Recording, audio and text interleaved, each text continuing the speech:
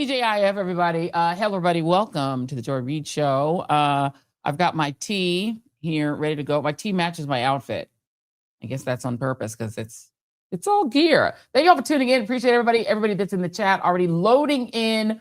Appreciate each and every one of you. We got a here we go from Nancy C. Hello to everybody that is also on YouTube. The Twitchies, a small but mighty army of Twitch people. We appreciate you guys. Welcome to the show as well as, of course, our LinkedIn fam, our Facebook fam, our Substack fam, and those who listen on audio platforms. We appreciate everybody. The last time I checked in and told you guys that YouTube, we were at 435,000 subscribers. Now we're at 436.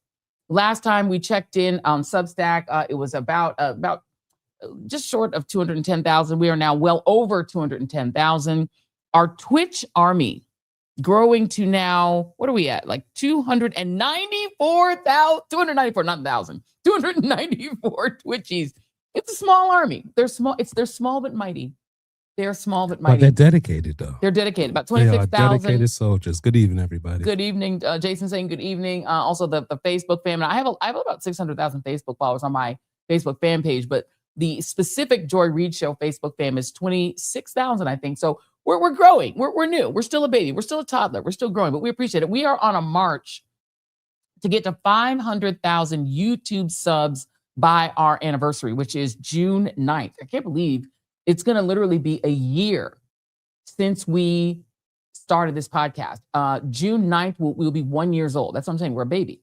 We will be 1 year old on June 9th. We have something really special planned for that week, which that's gonna be a tease. I'm not gonna tell you what that is yet. Yeah, don't get Sean. I'm not gonna tell you yet. No, because Sean will get mad at me. Sean's like, don't be telling everybody everything. I'm not gonna do that. But we have something really big. We're planning a lot of really great stuff for our anniversary. It's our TJRS anniversary, which is coming up. And so we're trying to get to 500K on YouTube. Let's set a goal of getting to 250 on Substack.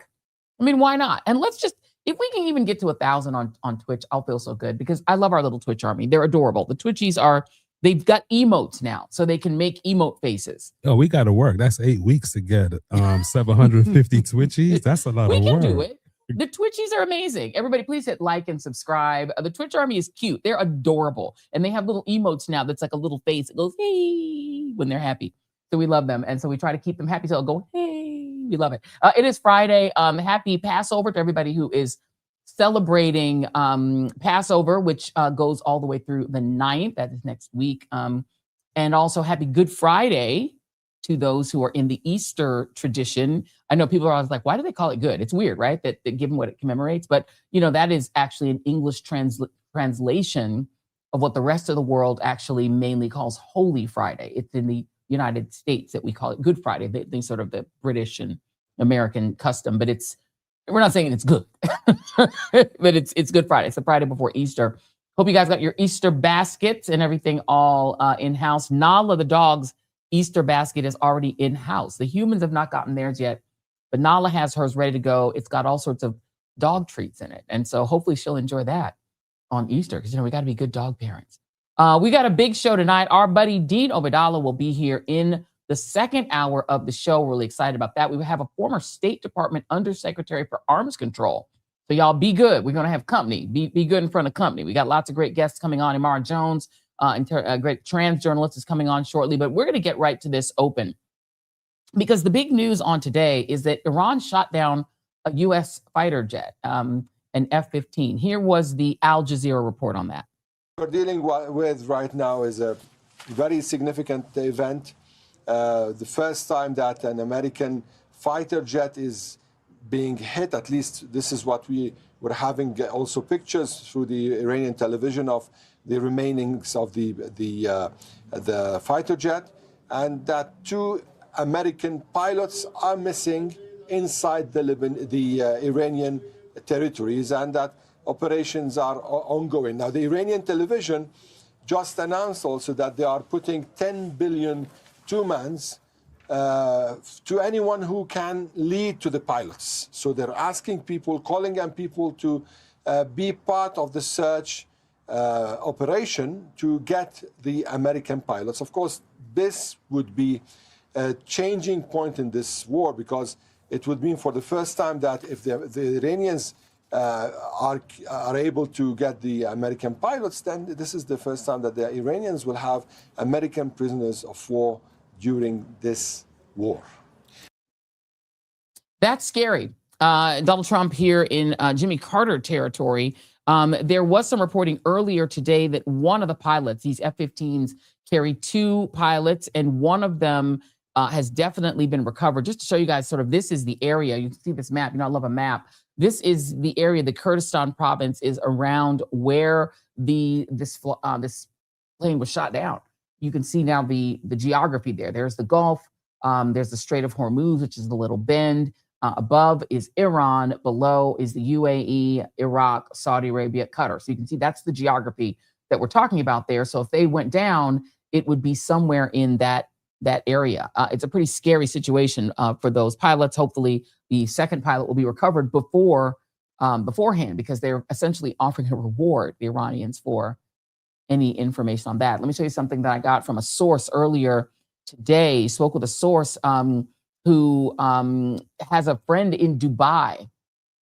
And these are the safety alerts that Americans are getting in their phones if they are in Dubai right now, which used to be one of the safest places to be in the country. The alert started out in the morning saying public safety alert, you know, just do your normal activities, all good. Then all of a sudden it went emergency, emergency. And then it went, you know what? Seek a safe place inside of a secure building. Stay away from open areas. Stay away from the windows. Those are the kind of alerts people are getting that are just back to back to back to back to back. So it's getting bad.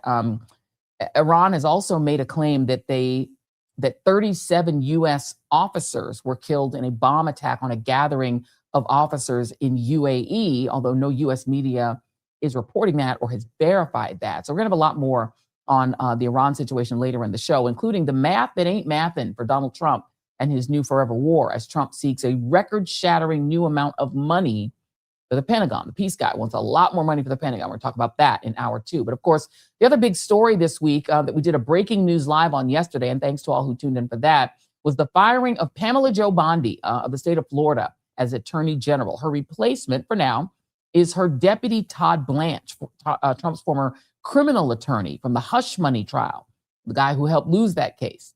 He also happens to be the guy who visited Ghislaine Maxwell for a secret meeting, after which there were suddenly no more inconvenient leaks to the Wall Street Journal, like that birthday book leak that probably came from her world. So these are the 2 big stories that we're covering on today, because what Donald Trump is facing right now are his polls are on the decline. He's in the 30s when it comes to people's assessment of the economy. He's in the 40s at best, even in Fox News polls. His overall approval is way down. And the people that he hired, the genius cast of television hosts, frequent television guests like Pam Bondi, loyalists, RFK Jr., this cast of characters, RFK Jr. presiding over rampant measles outbreaks, disease outbreaks, things that we haven't seen before. Like he always says, like you've never seen before. We're getting disease like we've never seen before. Just saw a note that CBS is recalling eye drops. We can't trust the FDA. We certainly can't trust the Transportation Security Administration. It's scary to fly. There's an incompetent running that agency. There's an incompetent frat boy running the Pentagon. We're going to talk a little bit later about his insanely racist running of the Pentagon, but also insanely incompetent and stupid. So we're not doing well. Donald Trump, there's no metric by which Donald Trump is winning right now. He is not winning the war. He is not winning on the economy. He's not even winning with his own base. He's not winning on the Epstein files. He didn't deliver on that. It's hard to think of a promise that he's kept. And his base has noticed that. And on Iran, I was listening to a bunch of interviews over the weekend by a guy named Professor Robert Pate, who we're going to try to get on the show. And he says that Donald Trump will want to try to signal that the Iran war is over. And he did this before Donald Trump did his address. And he says a political declaration does not end a war when the underlying strategic reality remains unchanged. Iran has already demonstrated the ability to exert control over roughly 20% of the world's oil flows, not by closing the Strait of Hormuz, but by making it unreliable. That power does not disappear if the United States steps back, meaning Donald Trump put his hand into a hornet's nest and he can't pull it out. But on this question of panel or Joe Bondi, let me introduce our really great panel to talk about her aspect of it, which actually is related to the Iran aspect of it, as you guys heard Lev Parnas talk about yesterday when we had our conversation in our live. Let's bring Lev Parnas in now, our great friend from Lev Remembers, along with former federal prosecutor and former counsel to the House Judiciary Committee, Melanie Sloan. Thank you both for being here. Nice to be with you. Thanks for having me, Joy. Yeah, great to see you both. I'm going to start with you, Lev. Thank you again for doing that live with us yesterday on that breaking news that Pam Bondi is out. Has anything changed? Because we're now seeing some reporting that she may have tried to beg to stay. What have you got on that? Well, yeah, she definitely wanted to stay. She wanted to stay, I think, till the summertime. I think some of that reporting is correct, what I'm hearing also. But Trump, like I said, he needed her for not only to give red meat to his base, because he needed to something, but he also, needed to change the news cycle in a very major way because of what we're seeing play out today. What the hornet's nest that you were talking about that he knocked over in Iran, it's just the beginning of the things that are transpiring there. Like you said, it's not just, go ahead, I'm sorry. No, keep going. I was saying it's not that they just control the 20% of the oil of oil, but it's just the United States and our allies that are suffering because the Russians are having their oil freely go through there without having any restrictions. The Iranians are also, he's lifted the sanctions on them. The Chinese are getting their oil. It's just that our allies are being told that they have to go in there and try to get it themselves, or the United States, but the American consumer is the one that's paying the price at the pump. Yeah, the oil prices are through the roof. Let me go to you. And thank you for being here. And we appreciate your presence, Melanie, because I want to, for a moment, come off of Pam Bondi for just one moment and talk about her replacement. So Todd Blanche, who I got to see in action in person when I attended the penultimate day of the hush money trial. Not super impressive, at least to me. He did not win that case, but Donald Trump clearly trusts him a lot. I want you to listen to what he said on stage at CPAC, which I think is alarming. And I want to get, as a former federal prosecutor, what you think of it. Here's Todd Blanche. The things that are happening, there is not a single man or woman at the Department of Justice who had anything to do with those prosecutions. How many have been canned?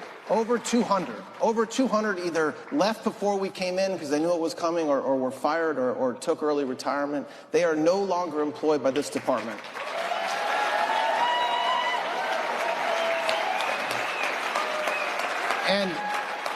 And when it comes to the FBI, which takes a lot of criticism, especially because of what happened over the past several years, Director Patel has cleaned house there too. There isn't a single man or woman with a gun, federal agent, still in that organization that had anything to do with the prosecution of President Trump.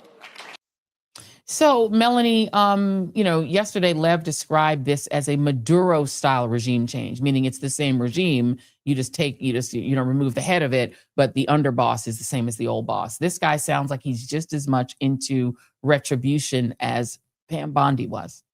Oh, he may be even more into retribution than Pam Bondi was. I think it's entirely possible.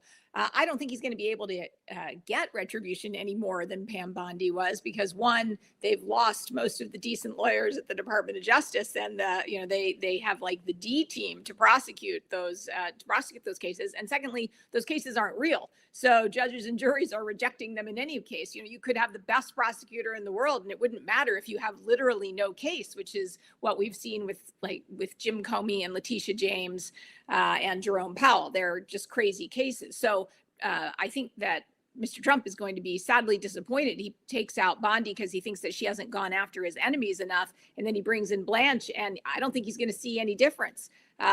But this is what happens in the Trump administration, in Trump 1 and Trump 2. Remember Jeff Sessions, the first attorney general, who Trump was beloved. That's where Stephen Miller, first began working. And yet it took almost no time before Sessions, he lost his job in about a year or two. So it's impossible to please Trump in the as the attorney general. And even though he has a great relationship with Blanche, I think he will inevitably be dissatisfied there too. Yeah, I mean, you have to have actual crimes in order to prosecute people. I don't think Actual Donald Trump crime. understands And, that. this issue about the cleaning house of the FBI, I mean, what is not mentioned, right by Blanche there is that there are numerous lawsuits by FBI agents suing the Department of Justice and suing the FBI for their termination. And in fact, we have a complete joker, Kash Patel, as the head of the FBI, and that shouldn't make anybody in America feel safer. Yeah, they can't find Nancy Guthrie. 180-something-year-old woman goes missing. They can't figure out where to find her. We said it yesterday. Twitter will probably locate this poor woman before any of the FBI do, because all the competent people have been fired because they had the nerve to, investigate Donald Trump's crimes, which is their job. Lev, let's talk about some of the people. You talked about it yesterday. I want to bring it to those who didn't make it on the live yesterday. This is A5J. So these are the people who you said Pam Bondi is the sort of, worm on the end of the hook. But the thing that Donald Trump is really concerned about is not so much her. They needed the distraction. They needed the story to be about Pam Bondi. She's filling up some airtime and some headspace, for the media. But these other people that are on the screen right now, there's the labor secretary whose husband is apparently a problem. He can't go into the building because of sexual harassment issues. Not in trouble because of what you see below her, which is these incredibly racist ad campaigns that she ran on social media, where she essentially said, that's what America looks like. And if you don't look like that, sorry for you. There's her, there's Bondi, who's already out, and then there's Tulsi Gabbard. Who on this list of the last two remaining, the labor secretary and Gabbard, are in the most trouble, jeopardy?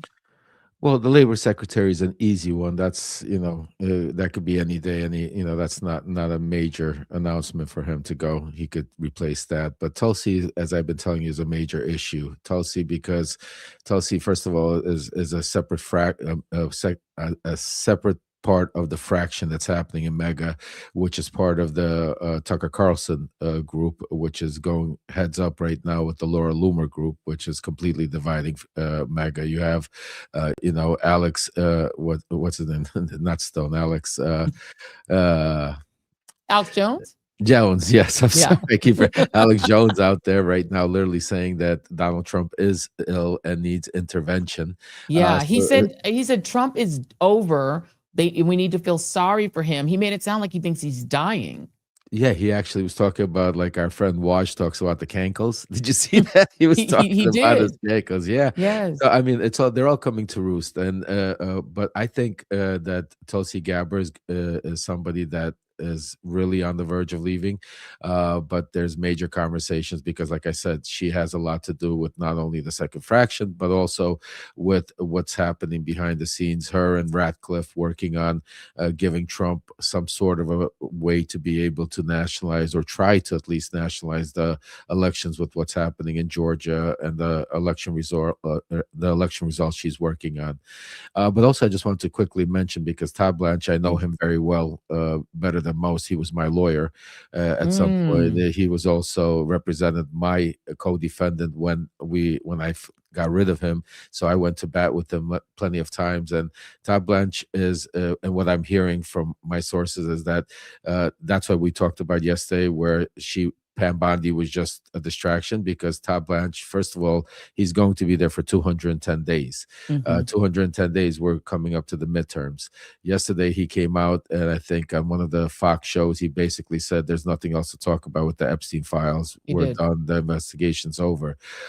This is another delayed distraction, and now they're throwing out names like Alina Habba. They're throwing out names. These are all distractions, and these are all basically to keep wag the dog type of a situation, because the real problem what he's having is Tulsi Gabbard, the Iran war, and those two major things that are right now unraveling, and he has no control. And you could even see that with remember me and you spoke about Susie Wiles. Remember her? Now she came out with another interview saying that all of a sudden now, people in Trump's world are giving Trump more of a rosy picture on what's happening with the war, and that's because, as I told you earlier, her and Stephen Miller are going heads up, and Stephen Miller is telling Trump this is keep going, doubling down, everything's good with Iran, while Susie Wiles is trying to get an exit as quick as possible. One of the people that's trying to leave.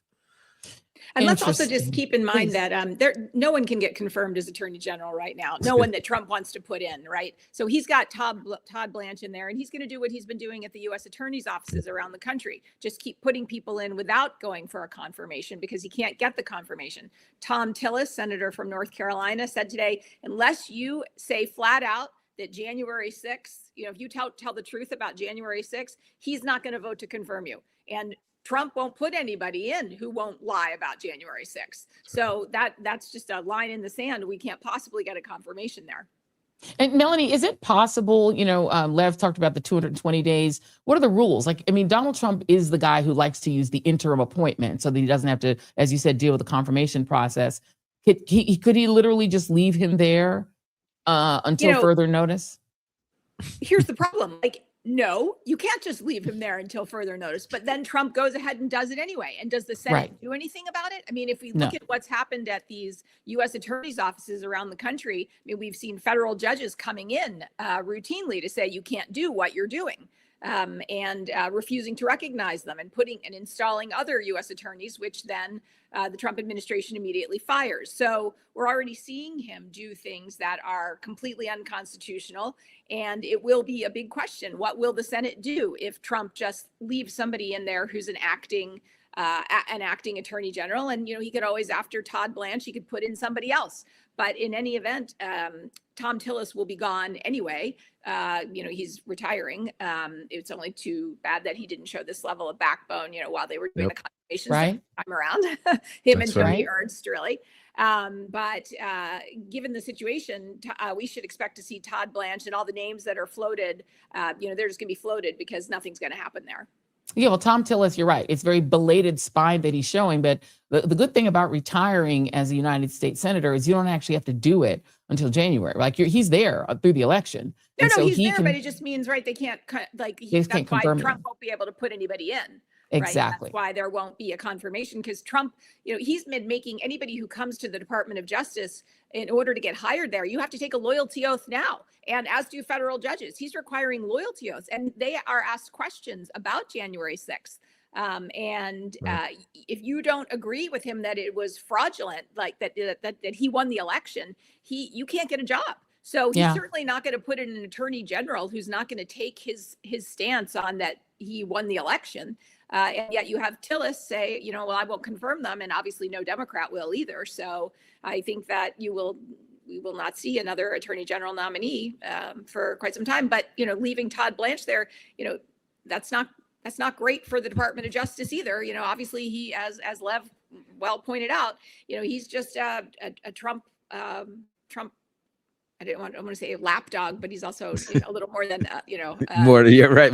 Right. Melanie, she's trying to be politically correct. Go ahead. Politically correct. He's a junkyard dog for Trump. Junkyard dog. I agree. There is one Democrat who would vote to confirm him, and that will be John Fetterman. I'm quite sure John Fetterman would vote for, a pile of warm poo if Donald Trump told him to. I want to, because on this point that Melanie just made, Lev, I think it's important to stick with this point for a moment. There's a reason Donald Trump wants anyone at the Justice Department to swear on a Trump Bible that he won the election in 2020, right? Because his plan, which Tulsi Gabbard is at the center of, and Pam Bondi would have been at the center of, and Todd Blanche will be at the center of, is to try to prove in retrospect this falsity that the election was stolen and that there was foreign interference. This is key to his attempts to satisfy John Roberts at the Supreme Court that there's a sufficient foreign emergency, a sort of foreign attack on the United States election system that will let him nationalize the election. Isn't that the point? You connected the dots perfectly, Joy. Just to give you another hint of what's going on during this whole fiasco of firing Bondi, with him going out making a speech, the other thing he did, which the news hardly reported on, was he took sanctions off Delcy Rodriguez in Venezuela, the current president. This is all part of the game. He's also, trying to get one of Raul, I forgot his last name, Raul, I don't want to mispronounce it, but another gentleman that is right now arrested in Venezuela to be brought in here to be able to give testimony that the elections, that the Smartmatic machines going all the way back to the Chavez regime, that there was some sort of interference. And that is exactly what Tulsi Gabbard is working on. And that is why she is such a major issue with what's happening. I think Tulsi, I'll be honest with you, the more I'm hearing from insiders and the things, I think Tulsi's using this. This is a strategic play that's being played out. That's why first with Kent coming out, doing what he did, then going on Tucker Carlson, and now Tulsi coming out and, playing basically, because Trump did give her the opportunity to resign and do a soft landing, and she refused. And now she's going heads up with Laura Loomer. So it's like an ongoing situation right there between it. But you're right, 100%, because that's Trump's one thing. Originally when we were talking about when he was putting ICE all over the place, we were talking about him doing the insurrection law, him trying to do something like that to stop the elections. But what happened in Minnesota, really was a shock. They had to take a step back, and that's when Plan B kind of went into effect. Where how can we federalize? How can we nationalize? How can we basically what Putin told him at one time, how can we count the election? Because Putin told him it's not who votes for you, it's who counts the votes. And, that's what Trump is really trying to figure out how to do.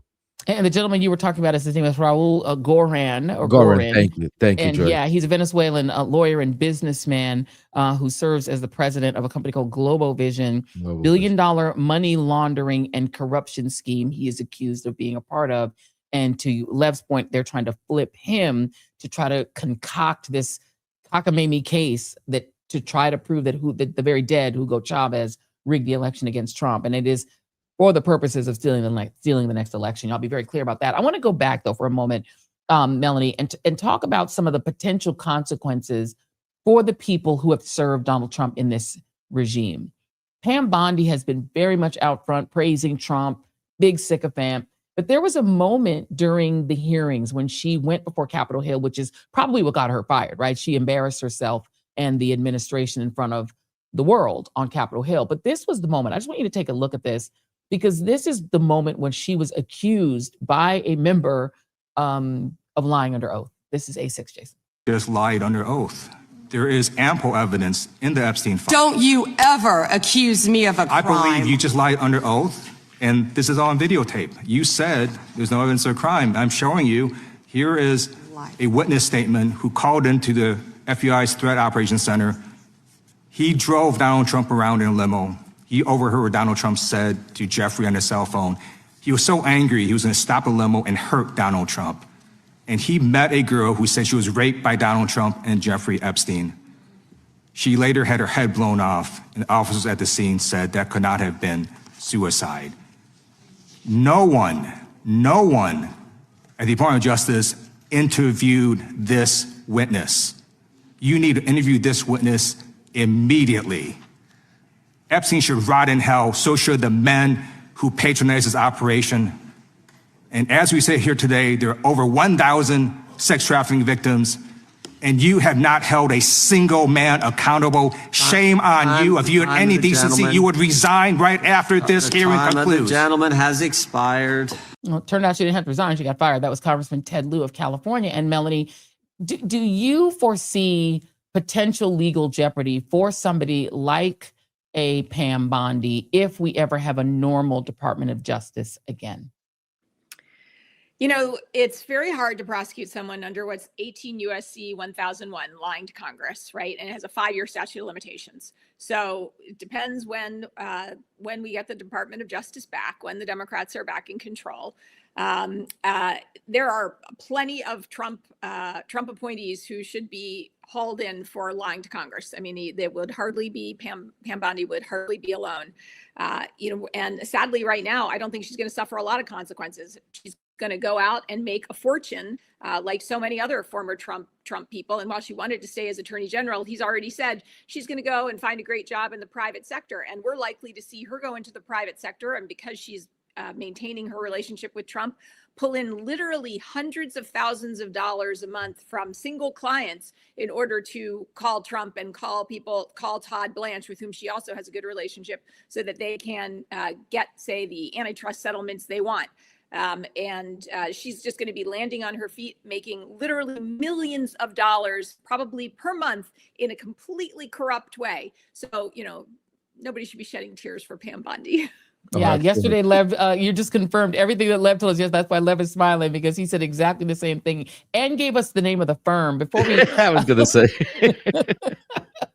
Look, corroboration. That's what we love in the journalism world. And we haven't been talking on this side. No, exactly. I haven't even had them on together, which is fabulous that we are corroborating each other. Let me play really quickly, Lev. Chip Roy, the guy running for Attorney General. Oh, no, is he running for Attorney? Yeah, Attorney General of Texas, current Texas congressman. He laid out the bill of particulars of why what he thinks Pam Bondi failed to do, that he hopes that Todd Blanche or whoever replaces her will do.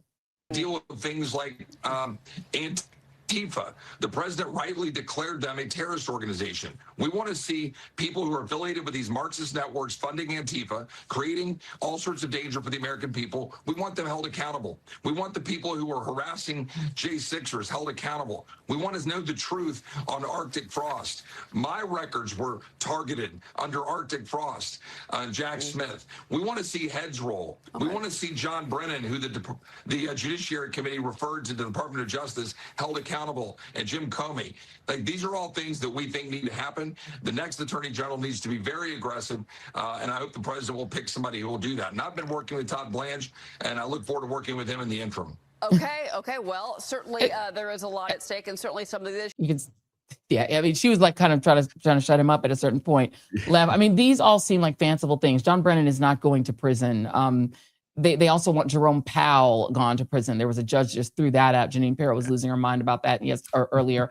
It is part of the challenge here that Donald Trump actually can't satisfy his base, because these things that Chip Roy just discussed, that's what the base wants. Those things are impossible.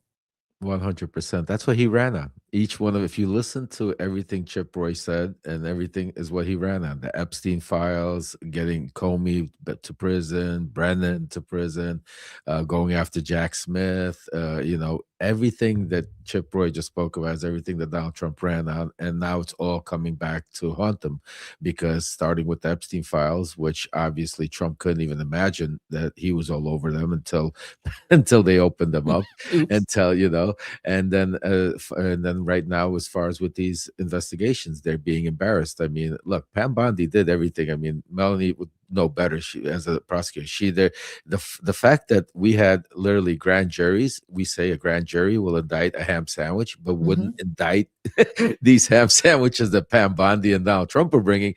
I mean, there's only so much a prosecutor could do. So yes, I mean, you're going to hear the same. We want Todd Blanche to do this, Todd Blanche to do that. But the big thing that he bought with this is time right now. Right now, he bought the time deflection, because right now they're in a panic with the midterms. Susie Wiles came out and she said it. She said, look, we are going to get destroyed in the midterms with this war, with everything that's going on. They're seeing the writing on the wall, and he's trying to do these shakeups and try to start giving his base some meat, try to make some lies, like some hope to change. But I don't think it's going to change. I think they have a lot of problems. Like, I think in Trump's own words, they're going to go through some things. They're going to go through some things. Last word to you on this, Melanie Sloan, because John Brennan would have had to commit a crime for you to be able to prosecute him. But the base of the party wants him, Hillary Clinton, James Comey, Jerome Powell. They're mad at Jerome Powell because he wouldn't lower interest rates. So Janine Pirro tried to, impanel a grand jury against him. That failed. Do the people who've been named, who keep getting named by the MAGA base, should they be worried? Is Todd Blanche a more able inquisitioner? There is, of course, something to worry about, because all of these people do, in fact, have to hire lawyers. They have to hire very expensive lawyers and spend a lot of money defending themselves on these completely ridiculous charges. And that is not an insignificant amount of money. So for some people, sure, they may have a lot of money, but not everybody has a lot of money and can afford this. Yep. What you should keep an eye out for is there's going to be a lot going on down in Florida. They are trying to bring cases against Jack Smith, and they've been issuing subpoenas against not just Smith, but against many of his deputies, people who you would just never think to take on. And they're doing it in Florida. And where do you think they want to be? In front of Judge Eileen Cannon. Of course. And as we've seen, Eileen Cannon literally is auditioning for the Supreme Court. There's nothing you won't do for Trump. And even if you can get the 11th Circuit Court of Appeals to overturn something she's done, that's not going to stop somebody from having to both spend a lot of money and a lot of emotional energy and be tarred and, go through with all have to listen to Trump and all the people on Fox and Newsmax trashing them every day, trashing their families. I mean, they really, whether or not you are ultimately prosecuted and convicted of anything, and we can be assured that that will not happen, everything else is still pretty terrible. Yeah, and the journalists that this is happening to, ditto for them as well. Melanie Sloan, Lev Parnas, thank you both very much. Wishing you guys a wonderful weekend. Thank you.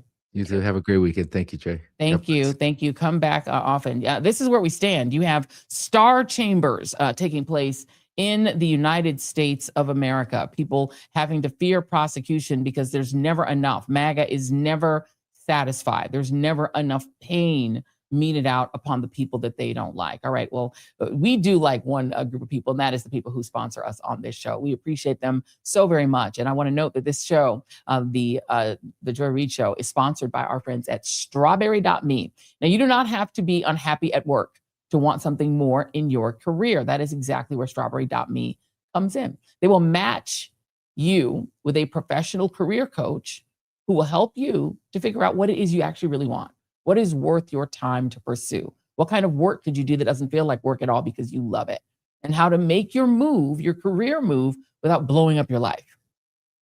So the reality is that each of us that have risen in this business or any career, we've had help along the way. People we've turned to for advice, people who've helped us to shape our path, people who can give you advice that's trustable. Those are the people you would consider your coach, right? And so when you get that kind of coaching, that kind of personal touch where people reach out and really understand and seek to understand what it is that you want to do, that in of itself is comforting, but it's also a way to really and truly build your career. So if you've been thinking, you know what, I should probably do something different, but I just don't know where to start, here's where to start. Go to strawberry.me/joy and find out if career coaching is right for you. Just go to strawberry.me/joy to get 50% off your first session. Give it a try. No great athlete makes it without coaching, and no great career is built without coaching as well. So thank you to strawberry.me for supporting this show. Okay, so after Donald Trump stormed angrily out of oral arguments on the Supreme Court, not hearing what he wanted to hear from the justices, whom he later suggested might be too stupid to side with him, John Roberts' Leonard Leo-built Supreme Court is still noodling on whether the man who would be king gets to blow up birthright citizenship, just blow up the 14th Amendment, a decision that technically could impact people like Marco Rubio or Vivek Ramaswamy, neither of whose parents were citizens when they were born. But as Georgetown law professor Stephen Vladeck pointed out in the New York Times, in some ways, just getting the case to the high court is a win for MAGA Christian nationalism. Vladeck wrote the following about this other ruling, not a ruling now, but a ruling that the court made just last June, limiting the ability of district courts, federal courts, to issue nationwide injunctions. Here's the quote. In May, during the first oral argument addressing 3 consolidated cases, Justice Elena Kagan highlighted an alarming possibility that such a ruling could create, that the government would lose a bunch of cases brought by individual plaintiffs, but never appeal its losses, so that it could continue to enforce a patently unlawful policy against anyone who didn't bring her or his own lawsuit to challenge it. An injunction, for instance, issued by a federal district court in Los Angeles would not directly benefit anybody other than the specific individuals who had brought that particular lawsuit. Without an appeal, the district court's ruling would not indirectly benefit anybody. Unlike decisions by the Supreme Court and federal appeals courts, district court rulings do not have precedential force in other cases, meaning that the regime could simply go to court on an issue, lose in district court, and then just stop litigating, so that whatever it is they were doing that's illegal in one jurisdiction could fall just in that jurisdiction, but stand everywhere else. They could continue to harm people everywhere else. That's a pretty scary thought. And it is not just like citizenship laws that can be quite boutique in our very strange country. Do y'all remember this lady? Take a look at this. New signs that one of the most controversial freshman members of Congress is considering a run for the White House. More now from Jonathan Karl. They are the queens of the Tea Party, tough, uncompromising, as conservative as they come. But with one big difference, this one looks like she's running for president. Hello, Congresswoman. How are you? How are you? We caught up with Michelle Bachmann at her hotel room in Des Moines and followed her everywhere. Hi there, I'm Michelle. Hi, Michelle. Oh my God. I can't say your last name. Bachmann. Thanks for coming to Des Moines. She charms the conservatives. Well, I was born in Waterloo. And she can out-tough talk Palin. I may be 5'2" and wearing a yellow suit, but I am one tough lady. We need to go toe-to-toe, eyeball to eyeball with the president and say, Mr. President, you are wrong. Bachmann would be a long shot, but few people fire up Tea Party activists more than she does. That's why the chairman of the Iowa Republican Party says she could be a force in the Iowa caucuses. They line up with her stated principles of limited government, economic freedom, shrinking the size of things at the federal level. So I think there's an opportunity for her here. So will she run? I'm in for 2012 in that I want to be a part of the conversation of making sure that President Obama only serves one term, not two. She told us she'll make up her mind by summer, regardless of what her friend Sarah Palin decides to do. For Good Morning America, Jonathan Karl, ABC News, Des Moines, Iowa. So there it is. She was Sarah Palin before Sarah Palin. You remember Michelle Bachmann? So she was an interesting character in 2012. She actually was considered a pretty formidable potential candidate back then in 2012. And a lot of her staff at the time have spawned off into MAGA land and become like leaders of that MAGA movement. But it was not just her bona fides as a right-winger on, fiscal matters and the fact that she was a right-wing Christian born in Iowa with all those bona fides. It was also her husband and his sort of Christian family business. Let's play B3. And tonight with an ABC News investigation, Tea Party powerhouse Michelle Bachmann has rocketed to the top of the Republican pack. Tonight, a closer look at the business she and her husband own back home in Minnesota. An outside group filmed undercover video inside the Bachmann's Christian Counseling Center. Bachmann's husband has said he does not try to turn gay people straight. ABC's chief investigative correspondent Brian Ross is here with those tapes and to tell us what they show tonight. Brian. Well, Diane, they are quite a couple, and we're learning a lot more about their views and how they've made their money. Michelle Bachmann tells reporters her husband Marcus has been the key to her 33 years of happy marriage. I have a very big advantage because Marcus has his PhD in counseling and he's a marriage counselor. But Dr. Bachmann's brand of counseling is highly controversial and could become a campaign issue. Here's my husband, Dr. Marcus Bachmann.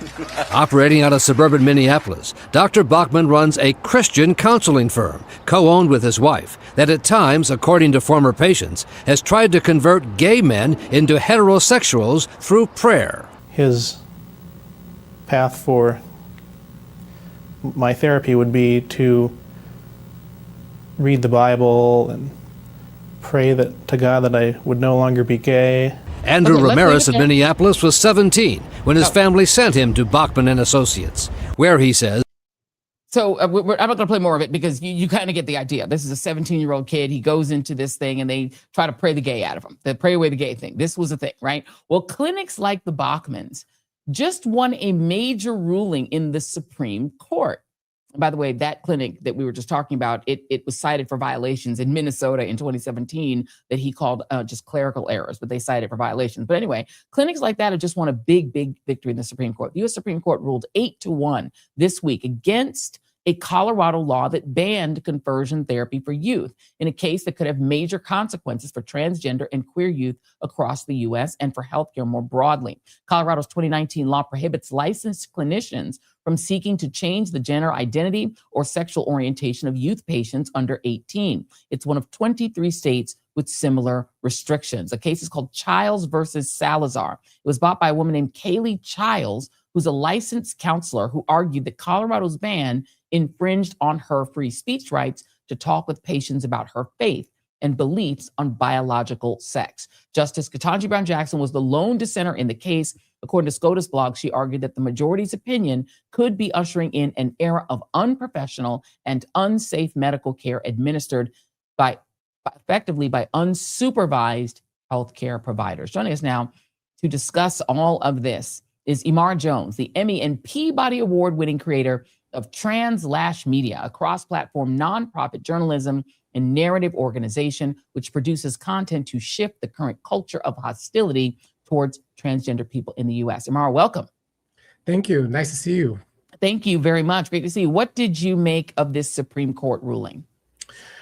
Well, I think that as I wrote in a piece, that declaring conversion therapy to be legal in this country, and let's remember that 23 states, nearly half the states plus the District of Columbia, had enacted conversion therapy bans because it had been deemed to be pseudoscience, quack science, fake science. It's been a long time holy grail of the people who wanted to make conversion therapy legal for it to be declared legal, because one of their intents is to say that trans people aren't real.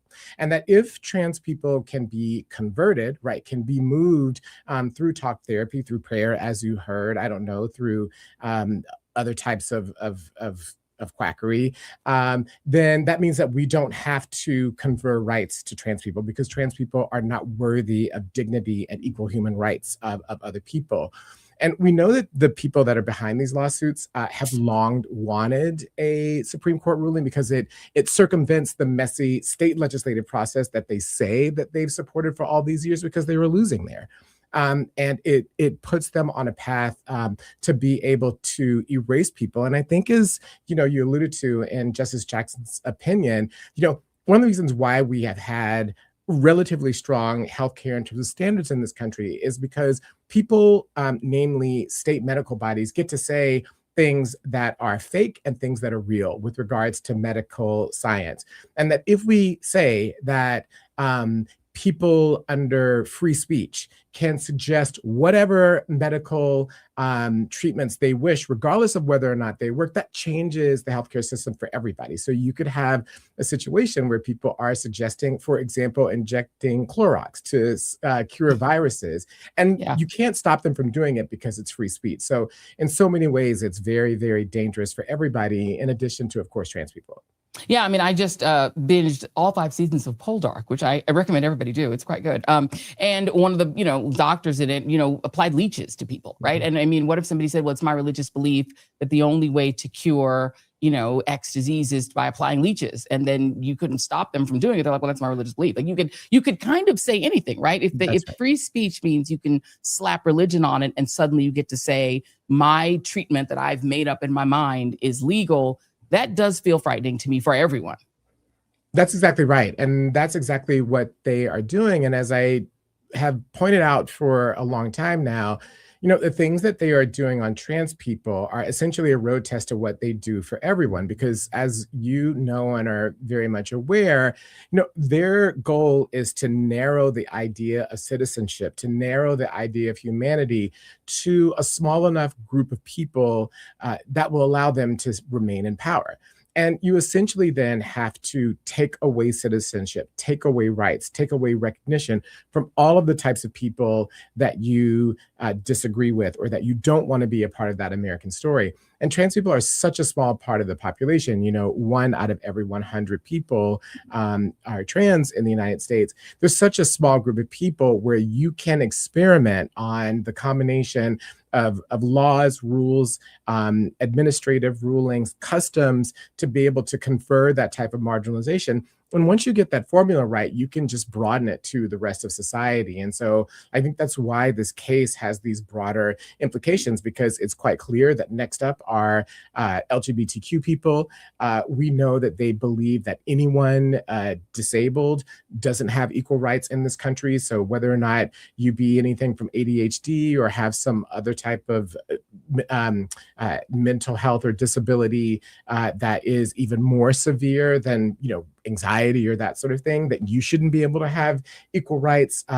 They've issued a ruling that trans people in prison, that they should be allowed to experiment on trans people with psychotropic drugs that may not be widely available, to see if they will work. So I think that all of these reasons are why the Lemkin Institute for the Study of Holocaust, which sort of looks at the modern world and tries to prevent Holocaust from happening again in a modern setting, say that when it comes to trans people in the United States, that we are in the early to middle stages of a genocide happening. Yeah, I mean, in Nazi Germany, trans people were sort of an early indicator of what they were going to do. They sort of went after the trans community. They went after then the gay community and nightclubs, et cetera. And that's sort of the precursor to what they did more broadly to Jewish people. But let's talk about some of the other potential, and I hate to be very pessimistic, but if you know me, my name is sort of ironic. When it comes to the Supreme Court, I am not really hopeful about them, about anything. And some of the other laws that may come before them, maybe one day could include the SAVE Act, which would require your birth certificate and your voting records to match. That means every trans person who's transitioned and changed their name would automatically be not allowed to vote. There's that. And then there's also state laws in some states. I want to say Kansas, I don't want to disparage Kansas if I'm getting the wrong state, that have already made it unlawful for trans people to have a driver's license and told them, turn your driver's license in. If that then goes up to an appeals court, per the Supreme Court's new rules, if let's say a district court ruled against that state and said you can't have that law, that wouldn't apply to any other state. It wouldn't have any application outside that state. So state by state, you could see states take away people's right to drive. This all feels ominous, and I'm not sure I trust John Roberts to stop it. Do you? Well, I mean, you know, what's the old Russian saying, you know, trust but verify. And I think that there's so many ways in which, like, this isn't about trust. This is about what we can see and what is verifiable. And what we know is that the Supreme Court is bending the rules as they go along to allow them to do whatever they want in service to seemingly a larger agenda, right? And these are things, what I just said is not, again, it's not radical. It's not being, you know, an advocate. These are what their fellow justices have said, right? These are what Justices Sotomayor, for example, and Kagan have said in other cases. This is not kind of radical stuff that we are talking about. And no, I mean, I think that, you know, the Supreme Court clearly, because it is also steadily losing the confidence of the American people, is showing that and making the case for the fact that there may need to be some substantial changes to the way that that it as an institution works in America, because they're twisting themselves in a pretzel as a part of this agenda. And I think that when it comes to a broad array of issues in the United States, the people that are writing these opinions are violating other opinions that they've co-signed on earlier in their careers in order to do the things that they want to do, including on this particular issue. And it's so clear that, you know, they're kind of making up their minds around trans people, that trans people should be excluded. And so if they are making their minds up about trans people, who else gets to be on the list of not being included in people deserving equal protections and equal rights, right? Like, you know, what's interesting to me also about like the SAVE Act, you referenced that, there, you know, there's this conversation, trans people, are trans women, we don't really know if the trans women should be counted as women. When it comes to the SAVE Act, trans women are counted as women because the inability to be able to recognize for a name change applies to all people under the SAVE Act, including women. If you did a name change when you got married and it doesn't match your birth certificate, for example, or if all of your documents aren't to date. So like the lines that people are making between, you know, what applies to one group and what applies to another group are actually razor thin.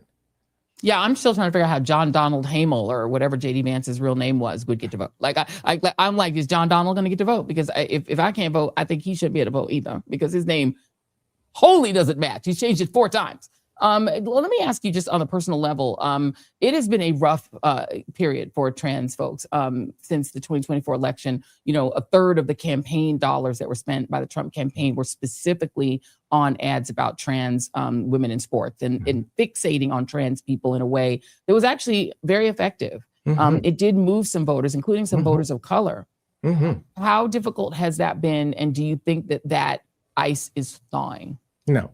I think that, Donald Trump has told Republicans in almost every single forum that he can that the thing that they are to run on this year, because they kind of can't move any other part of their agenda, and we could even go one by one and see how they're kind of stuck.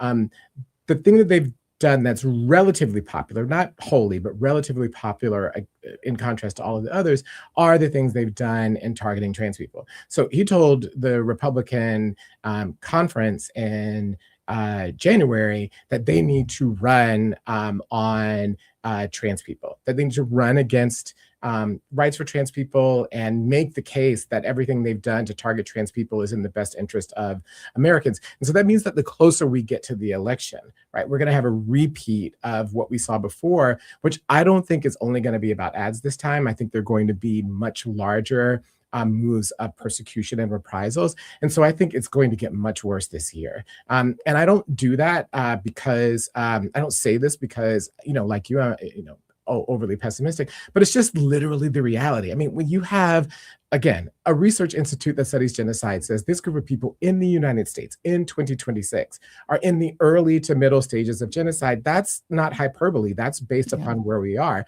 The only way that we don't get there is if people wake up. If people really understand that a conversation about trans athletes and trans people using the bathroom and trans healthcare actually is not relevant to them or their lives, that they are being manipulated as a part of a larger agenda, and to not be duped, essentially, to not be deceived into supporting agendas that are not in their best interest, then we don't have to get there. It's only if people allow these things to somehow make sense to them that we'll get there. We don't have to, but it means people have to wake up and stop being used. Yeah, if you're paying attention to who being in a bathroom with you, it's not them, it's you.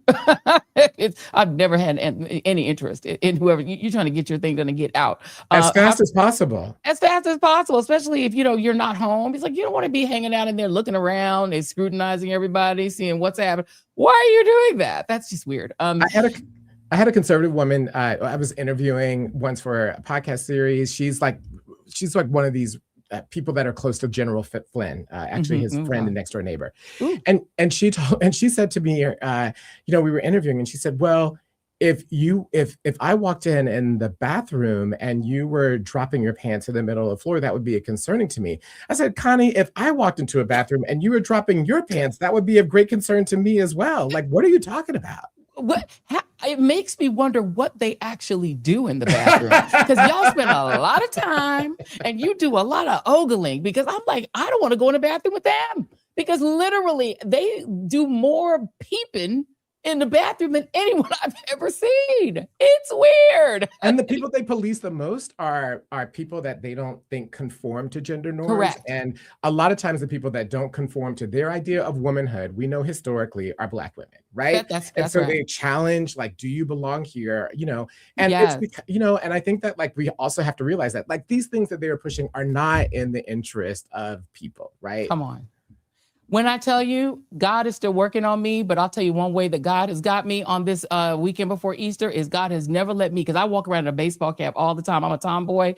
God has never let one of them ask me if I'm in the right bathroom. 'Cause God knows that we don't need to have Joy bailed out today and be Fox News A block again, because it wouldn't go well. It wouldn't go well. It's wild to do that. It is wild to think it is your job to Come look on. in people's underwear. It's To a look- very come on. strange thing. Come And like on. that to me is the mental Come on. illness. Like, who wants to pass laws that allow strangers to inspect the on. genitals of teenage girls? That's This is- weird. Well, when you think about the Epstein connections, maybe it makes more sense. Because they're a little obsessed. It's a little obsessive. It's weird. Imara Jones, please come back often and we can kiki about all the things that go on. Well, we don't want to talk about what they do in the bathroom. Let's come back and let's talk about something fun from your podcast. Please let everybody know where they can follow you. You can follow me on social media at Imara Jones, which is my name, or follow us on Translash Media and subscribe to the Translash podcast. Come on back and we'll talk about something fun, because talking about them just gives me the creeps a little bit. Talk about it. A little bit. Thank you. Thank you. friend. Have a great weekend. Yeah, they give me the creeps. I promise you, I don't know.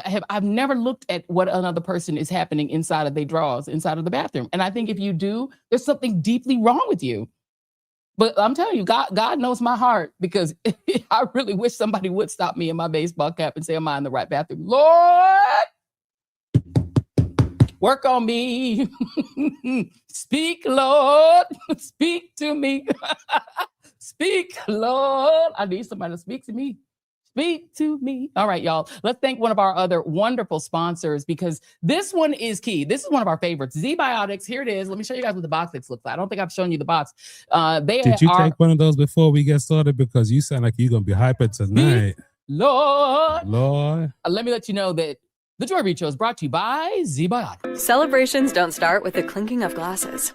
They start with ZBiotics Pre-Alcohol, a probiotic you take before your first drink, so you can enjoy the night and wake up ready. ZBiotics Pre-Alcohol, the science behind your next great morning. All right, y'all. Yes, this is such an important part of getting my life. You know, they say, get your life, get your life. ZBiotics is what I rely on to support my goal of being fully present and ready for whatever comes my way by keeping my social life and my wellness goals aligned. So let's just face it, after a night with drinks, I don't bounce back the next day like I used to. Menopause is menopausing. And I therefore have to make a choice. I can either have a great night or a great next day. And that was the way it was before I found pre-alcohol.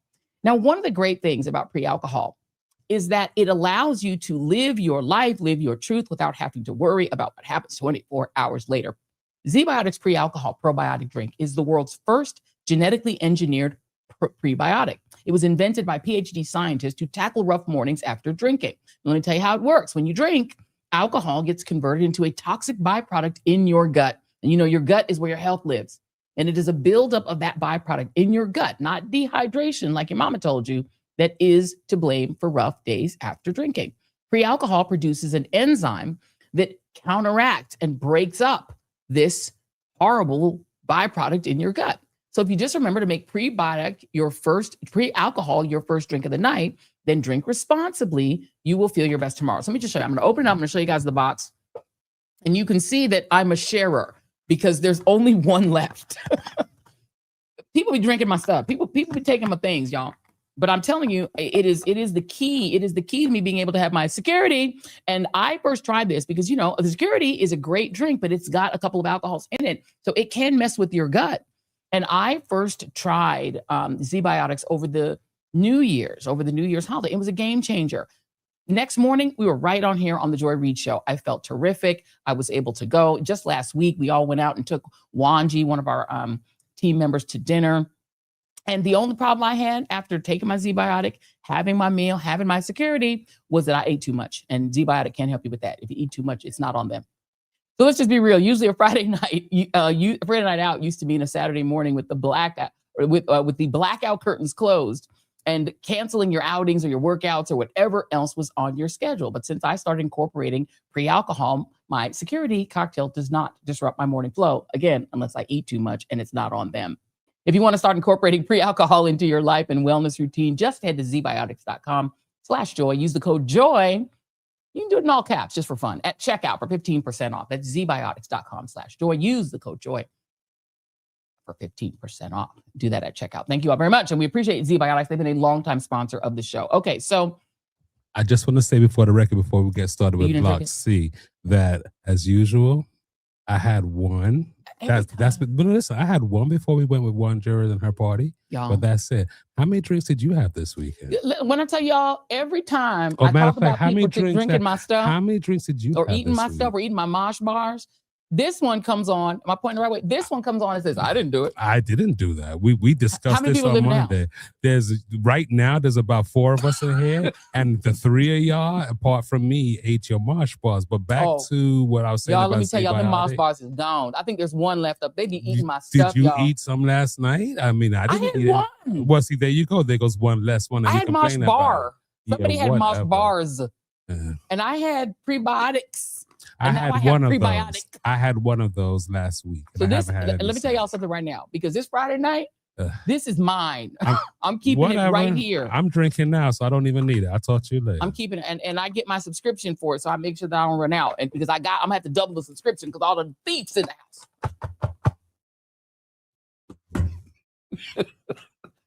house. Can't trust nobody. Speak, Lord. You better Speak to me. Could we get started with Block C, please? Speak, Lord. You a trip, man. Speak to me. Yeah, that's right. Guilty. Thank you. Yeah, they know what they did. They know what they did. Listen, y'all. Yesterday, I was watching. Do you guys watch Professor Jang? I love Professor Jang's YouTube channel. So I was listening to it yesterday, and I watched. He did it was like a 40-minute piece. I sat and watched the whole thing, and he said something that I think is really important. And this is what he said. He said that the post-World War II United States military is not built to win wars. Not built to win wars. It's built to enrich defense contractors. That's deep, right, Jason? That's deep. They're not built to win wars. It's built to enrich defense contractors. Do you guys remember last week when I played that Eisenhower military industrial complex clip? Y'all remember that? Looking over here at Substack. You remember? Yep, I'm getting a yes from Neil. Koskowitz says yes. Everybody's saying yes. You remember it? Remember what he was warning about in that clip. He warned that the confluence of military interests and corporate interests could create a drive toward forever war, because the industrialists who build the weapons are going to want them to be used up so that the government will have to keep coming back and buying more. And the government's push towards spending your tax money on weapons development, on weapons research, encourages these companies, which get that money, to focus on building newer, more sophisticated, more spectacular machines, while the government spends less and less and less on things like military personnel, education for those personnel, or training, the stuff that actually helps a country win wars. When you think about it, that way you can kind of see why we actually haven't won a war since the war that Eisenhower was the supreme commander of in World War II. We haven't won a war since. If you think about it, we haven't won not a single one. And this, despite the fact that in every military battle since World War II, we've won every battle. We've never lost a military battle head to head with anyone in Korea, in Vietnam, in Iraq, in Afghanistan, but we haven't won a war. Fast forward to another old guy, Mitch McConnell, back when he was still lucid and could talk. This is when he was pushing, during the Biden administration, when he was pushing his party, the Republicans, to support funding for Ukraine, to back Ukraine in their war to repel the invasion by Russia. So take a listen to this clip, and this is from the Biden era. Here's Mitch McConnell. The Ukraine assistance. Let's talk about where the money is really going. A significant portion of it's being spent in the United States, in 38 different states, replacing the weapons that we sent to Ukraine with more modern weapons. So we're rebuilding our industrial base. You hear that? Moscow Mitch told you. Aha! Moscow Mitch just told on himself. He told on the government. The whole point of selling arms to other countries is because they use them up and they have to keep coming back and buying more. And that feeds the coffers of military industrial complex companies like Northrop Grumman in this country, who place the production plants for the planes, the ships. These are placed in every single U.S. state. Pieces of them are made here, pieces of them are made there, part in Arkansas, part in North Carolina, part in California. They make them, and they don't make them all in one place. They make them in every state so that every governor, every state legislature has an interest in continuing the grift, to continuing building the planes, keep building the things. It's built in your city. If you stop taking that tax money to build them, you're going to lose out. The same goes for the AI companies, right? More war means more need for their products, more for their war-fighting robotics, their AI products that they use to target people in the military. It's very lucrative, which is why the corporations want forever war. War makes money. And they don't care whether you actually win the war. They just want you to use the stuff and then come back and buy more. Let me just break it down for a moment on the industrial side. The cost to build an F-35 fighter jet, the F-35A, let's say specifically, is between $82.5 and $94 million per plane. Our amazing researchers got this for us. Thank you, Bethany, for that information. Depending on which estimate you use, right? $82.5 to $94 million per plane. The cost increases to $109 million per plane for what's called an F-35B, and $102.1 million per plane for an F-35C fighter jet.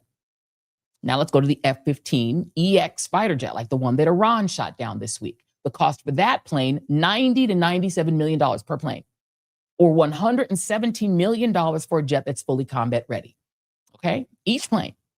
A U.S. Navy ship costs anywhere from the hundreds of millions, 300 and some odd million, to 13 some odd billion dollars a piece, which is why we're probably really not keen to send too many of those into the Gulf. That's why we're not putting those in the Straits of Hormuz. They're really expensive. Nor will our allies, who also spend a lot of money on those ships and probably buy some of them from us. You put one of those out, you're going to have to be real stingy with what you do with those ships. What about the Patriot missiles, like the ones we dropped on that girls' school? $3.5 million to $4 million a piece. A piece. So we spent roughly $8 million to bomb 160 little girls in that Iranian school. About $8 million that cost us. Boom. Let's go to Iran's side. They build a short-range missile called the Fatah 110 that cost an estimated $110,000, all the way up to $2.1 million a piece for their more sophisticated one. Iran also produces and exports a short-range drone, which is called the Shahed 136, which it also sells to Russia to use in Ukraine. Those drones cost about $30,000 a piece. So this is the new cost of war. We are firing multiple $3 to $4 million missiles at Iran, including the two, as I said, that we fired to kill those 160 girls at the school, while they are sitting back and firing $30,000 guns at the Gulf, wrecking our military bases that our allies allow us to have in places like Qatar, Dubai, and the UAE, the United Arab Emirates, and Saudi Arabia, making it really costly for them to have our bases and our troops there. They have to make a calculation. Is it worth it to have the bases for the U.S. here when Iran can rain down $30,000 scuds, it's a short range, on our cities? They are firing missiles into Haifa. And it's so expensive to do the missiles that shoot back. The Iron Dome is starting to fail because so many short range and long range missiles are falling on Haifa and Israel that they're having to spend millions of dollars to stop one drone, but they're firing like 100 of them. They can do this all day. That's the calculation. There's a guy named Nick Adams who writes for the Atlantic Council. Let me read you what he wrote. He said, shock and awe was the term of art when the United States invaded Iraq in 2003. That conflict saw the United States bring to bear overwhelming military force, backed by superior technology in the form of precision-guided weapons, stealth aircraft, and satellite technology, as well as a finely tuned military force built on sound doctrine, world-class training, and a professional cadre of officers and non-commissioned officers, except for the ones who were torturing people.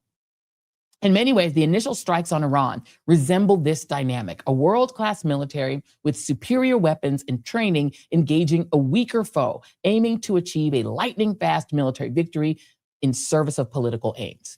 Like what they think happened in Venezuela, where we really didn't do anything but probably arrange to go and get that man without much bloodshed.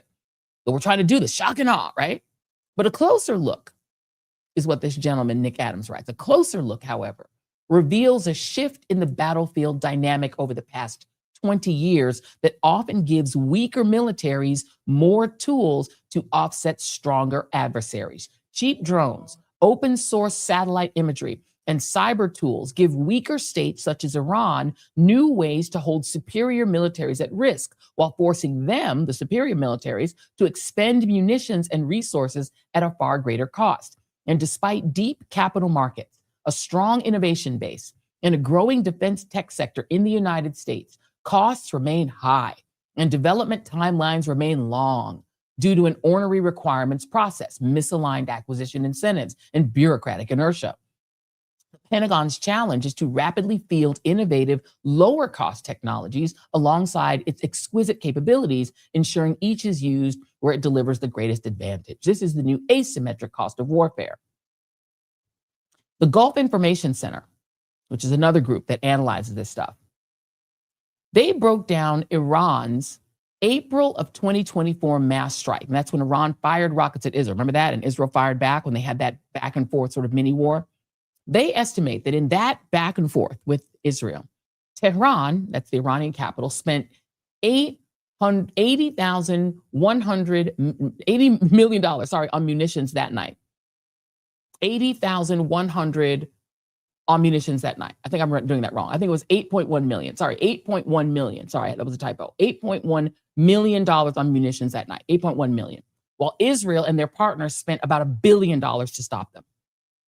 So it's 8.1 million to $1 billion, which explains why the supposed president for peace, Donald Trump, is preparing to ask Congress for $1.5 trillion for the Department of Defense to fund his forever wars.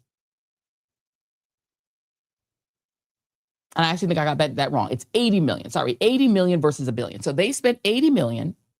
80 million is what Tehran spent, 80 million. And the United States and Israel and their partners spent $1 billion. It's still bad math. So they're now asking for $1.5 trillion, okay? And just to show you how unprecedented that $1.5 trillion ask is, and they're clearly saying they're going to cut domestic programs to get it. They want another $1.5 trillion in their new budget request. Just to show you guys how crazy that is. Remember this chart? We put this chart up the other day. This was the chart of U.S. defense spending over time. Look at the top. In 2024 dollars, in modern dollars, 1945 was the peak of U.S. military spending. That's $1.4 trillion. Donald Trump now wants $100 billion more than that. We would be expending the most money. That's more than the war on terror, which you can see there in the sort of lower half of your screen from 2000 on. That's the war on terror, $500 billion, $998 billion when the so-called war on terror peaked. We'd be more than that, more than the war on terror, more than was spent in 2024 when Iran actually did a skirmish with Israel. We'd be spending more than in World War II. Trump is asking for a defense budget in 2026 dollars that's more than the World War II defense budget to fight a country that didn't attack us and that now may have one of our pilots detained as a hostage. And you wonder why they renamed the Defense Department the Department of War? Because that's what they intend to do, make very lucrative war, which is wild, right? Because this whole gambit used to be something that Drunky Petey Hegseth used to think was dumb. I've been a recovering neocon for 6 years now. Like the foolishness with which we ricocheted around the world, intervening, think it was in our best interest, when really we just overturned the table and created something worse in almost every single scenario, has led to the hubris of the Pentagon is that they want to now tell other countries how to do counterinsurgency based on what we did in Iraq and Afghanistan. Like, are you kidding me? So you really have learned nothing. Okay, nothing. So you're right. The trust there that our political leaders or our generals would have our best interests in mind is totally broken. It's totally broken.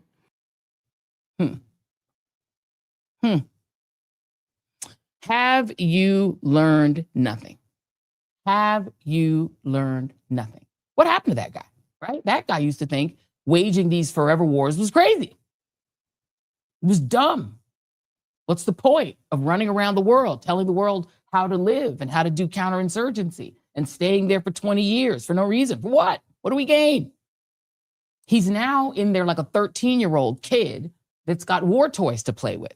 And now he's excited about killing in the Caribbean, killing in Iran, forever war alongside Israel. What's that about? And it's not just him. Donald Trump used to be the guy who said we wasted billions and billions and trillions of dollars on forever wars, and that was dumb. And now all of a sudden he's done the switch up too. Here's C5. This is Donald Trump's little switch up. When in November, can you commit to prioritizing legislation to make childcare affordable? And if so, what specific piece of legislation will you advance? Well, I would do that. Childcare is childcare. There's something, you have to have it. In this country, you have to have it. We're going to make this into an incredible country that can afford to take care of its people, and then we'll worry about the rest of the world. Let's help other people. But we're going to take care of our country first. This is about America first. We can't take care of daycare. We're a big country. We have 50 states. We have all these other people. We're fighting wars. We can't take care of daycare. You got to let a state take care of daycare, and they should pay for it too. They should pay. They have to raise their taxes, but they should pay for it. And we could lower our taxes a little bit to them to make up. But it's not possible for us to take care of daycare, Medicaid, Medicare, all these individual things. They can do it on a state basis. You can't do it on a federal. We have to take care of one thing: military protection. We have to guard the country. Do you hear that? We can't do Medicare, Medicaid, daycare. We can't do that. We got to take care of war. We got to take care of war. We need to spend all our money on war, on the military industrial complex. We need more Patriot missiles, more F-15s, more F-35s. We need to enrich my donors. The people who want to protect the country. We need to enrich my donors who want war there because they're making money off of it, because somebody's doing weird investments in oil futures. Whenever I say we're going to drop a bomb on Iran, whenever I brag about dropping bombs on Iran, somebody's making money on those oil futures. The military industrial people gave me $1 billion. Northrop Grumman needs their money. Y'all people hungry and you want food, you want daycare, you want to live, you want your grandma to live. Well, that's not our job. Let your state do that. They should raise their taxes. Oh, suddenly he's for tax increases. Anything it takes to take all of your money and spend it on the Department of War. Joining me now, Ambassador Bondi Jenkins, currently the Shapiro Visiting Professor for International Affairs at the Elliott School of International Affairs at George Washington University and the Compton Visiting Professor at the Miller Center at the University of Virginia. She is the former Undersecretary of State for Arms Control and International Security in the Biden administration, quite conveniently. Alongside her is our good friend Dean Obeidallah, host of the Dean Obeidallah Show on Sirius XM channel 127, weekdays at 6 to 9 p.m. ET. You got to watch one of us. You got to and tape the other one. That's the idea, is that we want you all to be listening to Dean. Dean is who I listen to when I'm going to pick up Nala from daycare. Yes, she goes to daycare. She's very spoiled. And I sit there and I listen to Dean on my way home. So I love the show.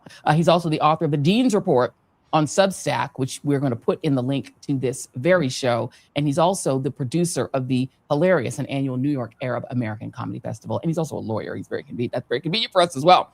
He doesn't always admit to it, but he is. I want to start with you, Madam Ambassador, first, because this notion that we need to fight Iran, and Donald Trump says we need to scrap everything else, from daycare to Medicaid, Medicare, forget the old people. We need to fight Iran because that's protecting the country. Mm-hmm. As somebody who is an undersecretary for arms control, are we protecting the country by fighting Iran? Actually, well, first of all, thanks for having me here. And no, we're not. I mean, let's go back to why we even entered this war. There was never a real imminent threat when we entered the war.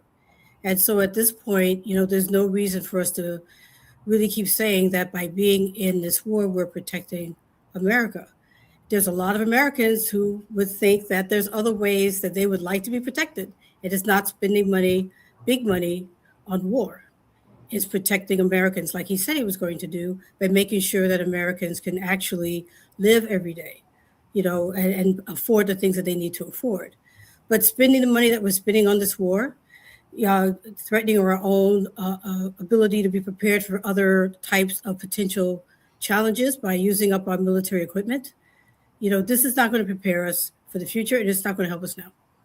And Dean, what happened to that other guy, right? The old guy. I can see how some people were attracted to that candidacy if that's what they were focused on. If you cared about peace, he was saying we need to spend money on our airports, not on wars. I think it's a brain swap. Is that possible? I think maybe they actually did an actual physical moving his brain around. I think what happened, Joy, is Donald Trump's gotten intoxicated with blowing things up and intoxicated with his idea of power. Like, I think he really did run sincerely on no more wars, and I think he believed that. Then the problem really was for us was how Venezuela went so easily for him. So then within a week of the Iran war, he point blank said, this will be just like Venezuela. It's going to be easy. His exact words. It's going to be easy like Venezuela. And it's not. So the success of Venezuela is because of our military. They're well trained and they can execute really well. And they did that. So the result is where we are now. And I think he just loves us. Now, he is all powerful. He's the Putin of our hemisphere. The only difference is with Putin, we and our allies impose sanctions on Putin and on the oligarchs. When Trump does it, no one of our allies even talk about sanctioning Trump. They should be talking to Trump, the cabinet officials, his oligarchs should be sanctioned the same way Putin is. If you want to change conduct, you've got to give people skin in the game. And as of now, they're doing nothing. So where that person has gone, Donald Trump is intoxicated with this new power, and he likes being a strong man. Yeah, just to that point, Jason, if you could pull up C8. I mean, Donald Trump is posting on social media video bragging about destroying civilian infrastructure, which could be a war crime. And he's putting that on his Twitter, his Truth Social. And I mean, this is sick. A president of the United States, Dean, boasting about destroying a civilian bridge. And you know what he never posts about? And I'm sorry, Jason, this is C7. I'm going a bit out of order in C7. He doesn't post about this. These are the service members who were killed so far that we know of. I mean, there's an allegation that there's 37 more. Dean, he doesn't talk about that. Right. Oh, I'm sorry, do you want the ambassador? I was going to start with you and then go to the ambassador. Oh, okay. So look, Donald Trump never wants to know about anything that disrupts the narrative he's trying to peddle to the American people. Donald Trump's lies are catching up right here. Donald Trump said within a week of the war beginning and repeated over and over, Iran has no more air force. They have no more missiles. They have no more anti-aircraft capabilities. He literally said they have no anti-aircraft capabilities. Today, 2 jets went down, one an F-15, which we know was shot down, and the other an A-10 Warhawk, and they're wondering, was that shot down or not? There are missiles, like you were just covering before we came on, every day going against our Gulf allies, hitting these in Kuwait today, and in Israel, where Hen, my fiance, who Joy knows, she gets the alerts on her phone because her family still lives in Haifa. Every night we hear missiles coming, every single night. She calls her family, make sure they're awake because it's 3 and 4 in the morning over in Haifa. And you know, my family's in the West Bank, the Palestinians. They have to go in the shelters too because the missiles come over and they've killed Palestinians in the West Bank because Iran doesn't care. They just fire them. Sometimes they get intercepted, sometimes they kill Palestinians. So this is a regional war, and Trump keeps lying. He said about nuclear weapons, even though he obliterated them, and he's lying, saying they have no military capabilities when they do, and joyful about a war crime taking out a civilian bridge. Yeah, I mean, I'm surprised they're not bragging about killing those little girls in the school because they did take responsibility for that too. But Madam Ambassador, let's play this. This is C6, Jason, when you have it. So this shooting down of a U.S. F-15, this is catastrophic. Like the idea that a small power like Iran could figure out how to do it. Do you have that, Jason? Okay, go for it. There it is. Let's go that. There's the footage. And this is Iran is putting this footage out, and I'm playing it because it has now been confirmed. Axios reported on it, as well as the Associated Press. I think we can be pretty confident that it happened. One of the pilots, at least, has been recovered. There's a search on for the other one. This is happening at a time when Americans still don't understand why our troops are over there at all, Madam Ambassador. Well, I think what you're showing here is one of the biggest problems. We talked already about the lies. There's saying, for example, that we have destroyed their air capability, their ability to take down planes. Clearly, we have not done that. And so that's the first problem. The second problem, as you said, is we continue to underestimate what they can do. We keep trying to tell the American public, we've destroyed this, we destroyed that, but there's really shows a lack of respect, if you have to say that word, for their capabilities and what they could do. We're constantly underestimating them, and we're selling it to the American public. And then 2-3 days later, they find out that what has been said is not even true. So that's a real problem. And also, just go back what you said about showing the bombs, this desire to show destruction, this desire to show all of the bombings that's going out there, a clear disconnect between what's being shown and what the American public really wants to see. And finally, just to go back what you said about the law, the crimes of law. I mean, obviously targeting the civilians, targeting structures that have no connection to the war, and actually bragging about it and saying, we're going to do this. It's incredible. I don't think I've ever seen a situation where a leader will say out loud to the public, I am going to do a war crime. So it's all just crazy that we're doing this, that we're not telling the public what's going on, that we show this interest and this desire for bombing and for killing, and is not reflected at all what the American public wants, what the international community even expects. It is almost as if they're in a whole different world in the way in which they conducted this war. Can I say with you for a moment, Madam Ambassador? I mean, Emmanuel Macron came out and said to effectively gave Donald Trump a little bit of a brushback, saying, you need to say what you're doing. He's saying, he's criticizing Trump, saying that if you say you're going to open the Strait of Hormuz by force, that's not realistic. That's not a realistic thing to say. And you've had multiple European countries say no to sending their ships into the strait to try to force it open. And you've had Spain now say no. I believe Italy had, Meloni has said no.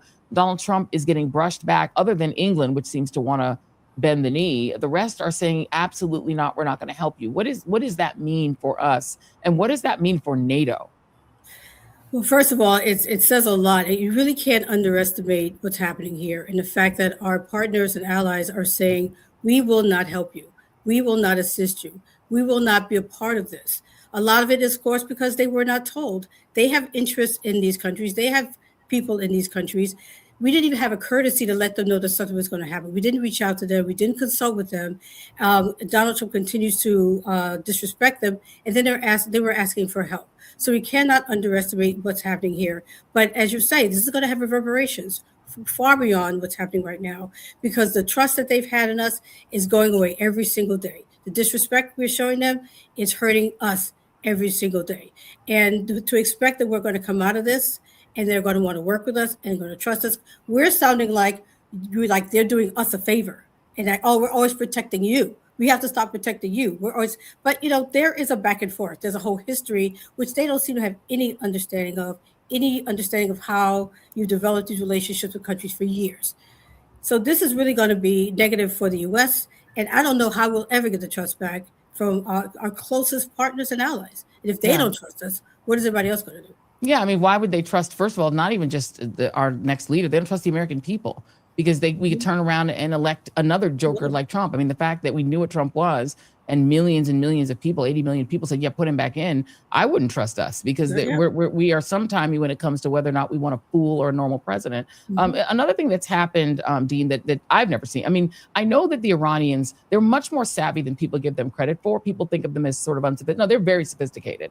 And I remember when their Iranian president used to give interviews, on CNN, to Christiane Amanpour, and would just sort of this very jocular fellow, and they would talk. In this case, now you've had Iran, their new supreme leader, or he might not be the supreme leader, this might be their spokesperson. They sent a letter to the American people. Let me just read you the top of this letter, and this is posted on social media. They posted it on X Twitter. And they said, to the people of the United States, they're calling this a Kobeisi letter, and to all of those who emit a flood of distortions and manufactured narratives, continue to seek the truth and aspire to a better life.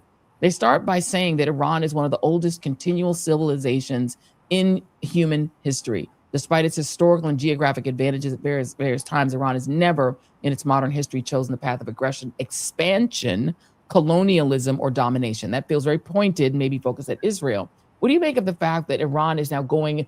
They're posting meme videos with like hip hop music on social media. They're writing direct letters to the American people, and they perceivably are winning the war.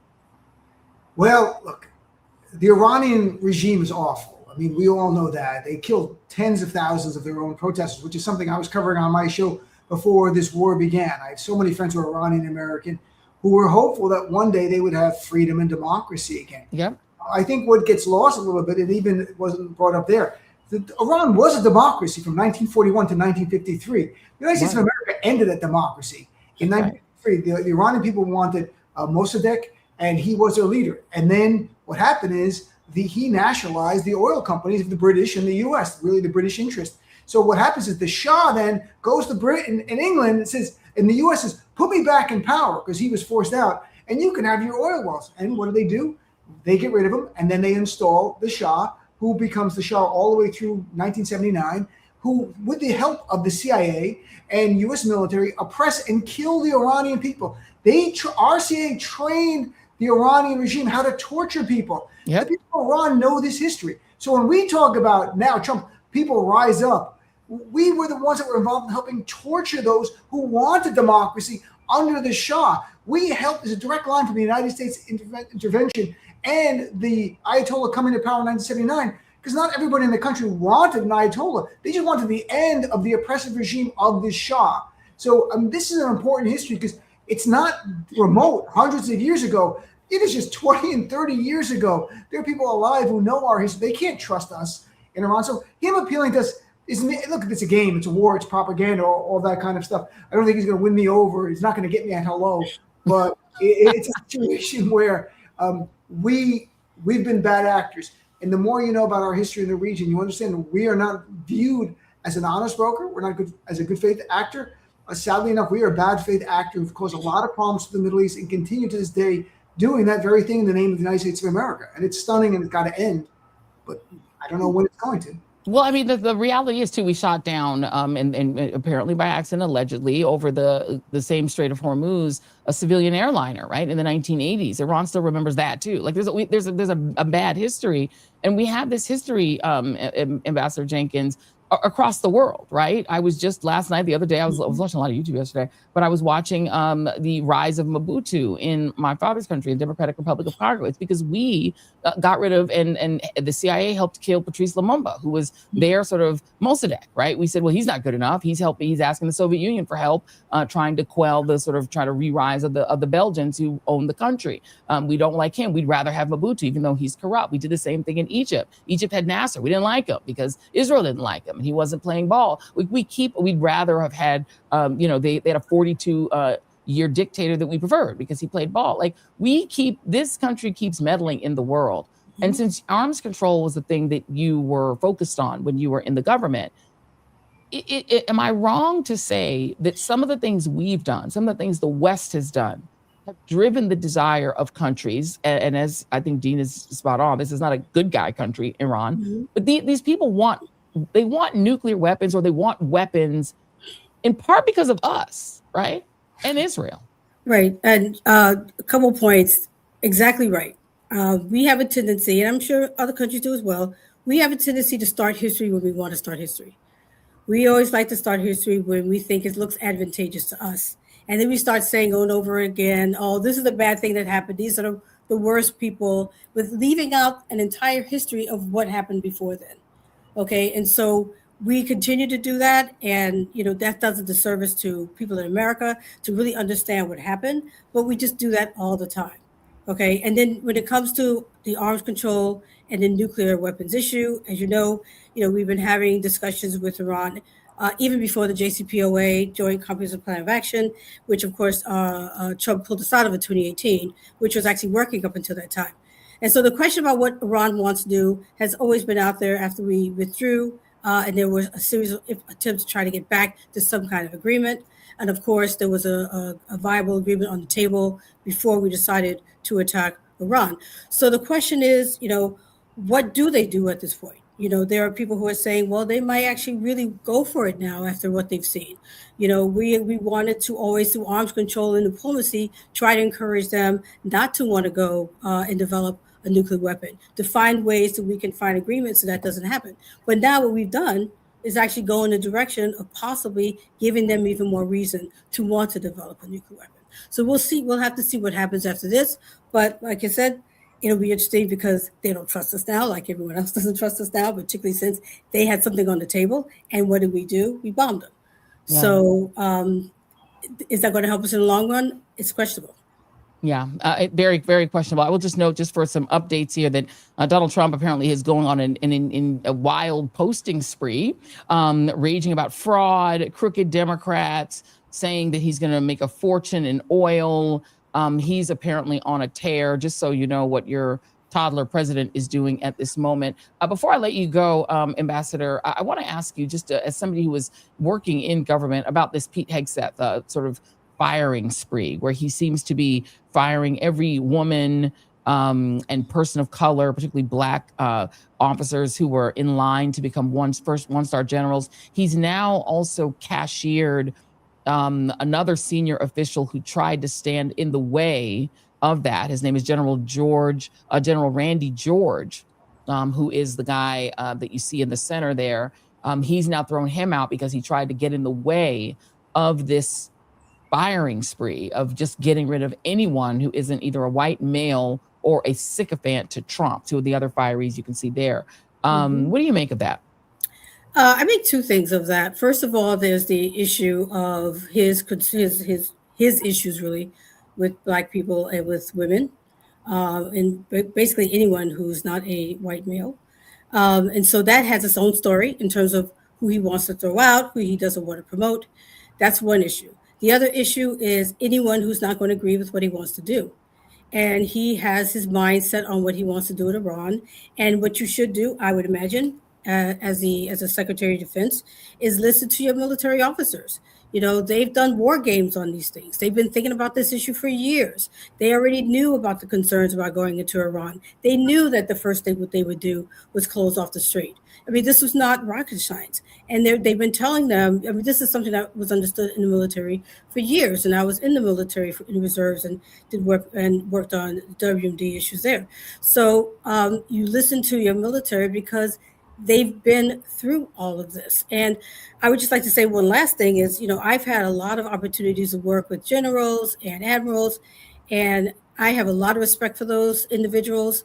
It doesn't matter where they come from, what the background is, they have experience and they remember things and they know what they're doing. I'm sure there's one or two that may not be great, but for the most part, if you're going to go to war, you listen to the folks who know what they're doing. And then once you reach the level of admiral and general, you have gone through a lot. You don't get there that easy. So it's unfortunate that he's letting go people who have experience. And imagine, just you put this next one, imagine being cashiered by someone who tweeted about and lifted the suspension of chopper pilots who decided, military chopper pilots who decided to buzz Kid Rock's house for fun on No King's Day and thinking that is normal. I'm just going to read this piece that was written about Pete Hegseth that I think is actually probably one of the best descriptions of him that I have seen. And it says, quote, with no management experience or strategic background, Hegseth has the chance to remake the U.S. military in his image, an image and vision roughly equivalent to what you would expect from a 13-year-old boy who had logged too many hours playing Call of Duty on the couch. Ambassador Bondi Jenkins, I will not make you join in that criticism of him. I will take that upon myself. Thank you very much. I appreciate you being here. Dean, we're keeping you we're forming the human chain around you for a little while. Thank you very much. Dean, this guy really does act like a teenager, and he thinks this is a game. He did get pushed out of the National Guard because of his bad behavior. He apparently had some drinking problems. It is embarrassing for us as a nation for that to be our Secretary of Defense, calling himself the Secretary of War. First of all, I think if the war continues to go badly, he gets fired, like Pam Bondi and Christy Hill. Yeah. I mean, I think there's a chance for that scapegoating of that. And Pete Hegseth has to know it. I read right before we came on air, HuffPost was reporting at the Pentagon Chapel today for Good Friday, they only allowed Protestant services, not Catholic. And in the email sent out, it said there will not be Catholic services. And Catholics were quoted in the article saying they're telling us Catholics need not apply here. And what people don't get, for the right-wing white evangelicals, not black, but right-wing white evangelicals, they have a hostility towards Catholicism. Reverend Jeffers, who was in Donald Trump's inner circle in the first term, had called Catholicism like birth from Satan. This is a view of the evangelicals. They don't just hate Muslims. They hate both sides of my family. Like, I'm Muslim, but they don't like the Catholics on my mom's side either. So you've got Pete Hegseth now, who is not a Christian nationalist. He's an evangelical nationalist. It's just for one sect of Christianity in today's event with the Pentagon. Because I thought for sure that Pete Hegseth would respond. That's not true. There's no response from him whatsoever to the story that's getting more and more traction now. It's all true. Because there was an email saying there will only be Protestant services, parentheses, not Catholic ones, sent to people in the military at the Pentagon. And they said this has never happened before. So it's not like this always happened. This happened because that's what Pete Hegseth wants.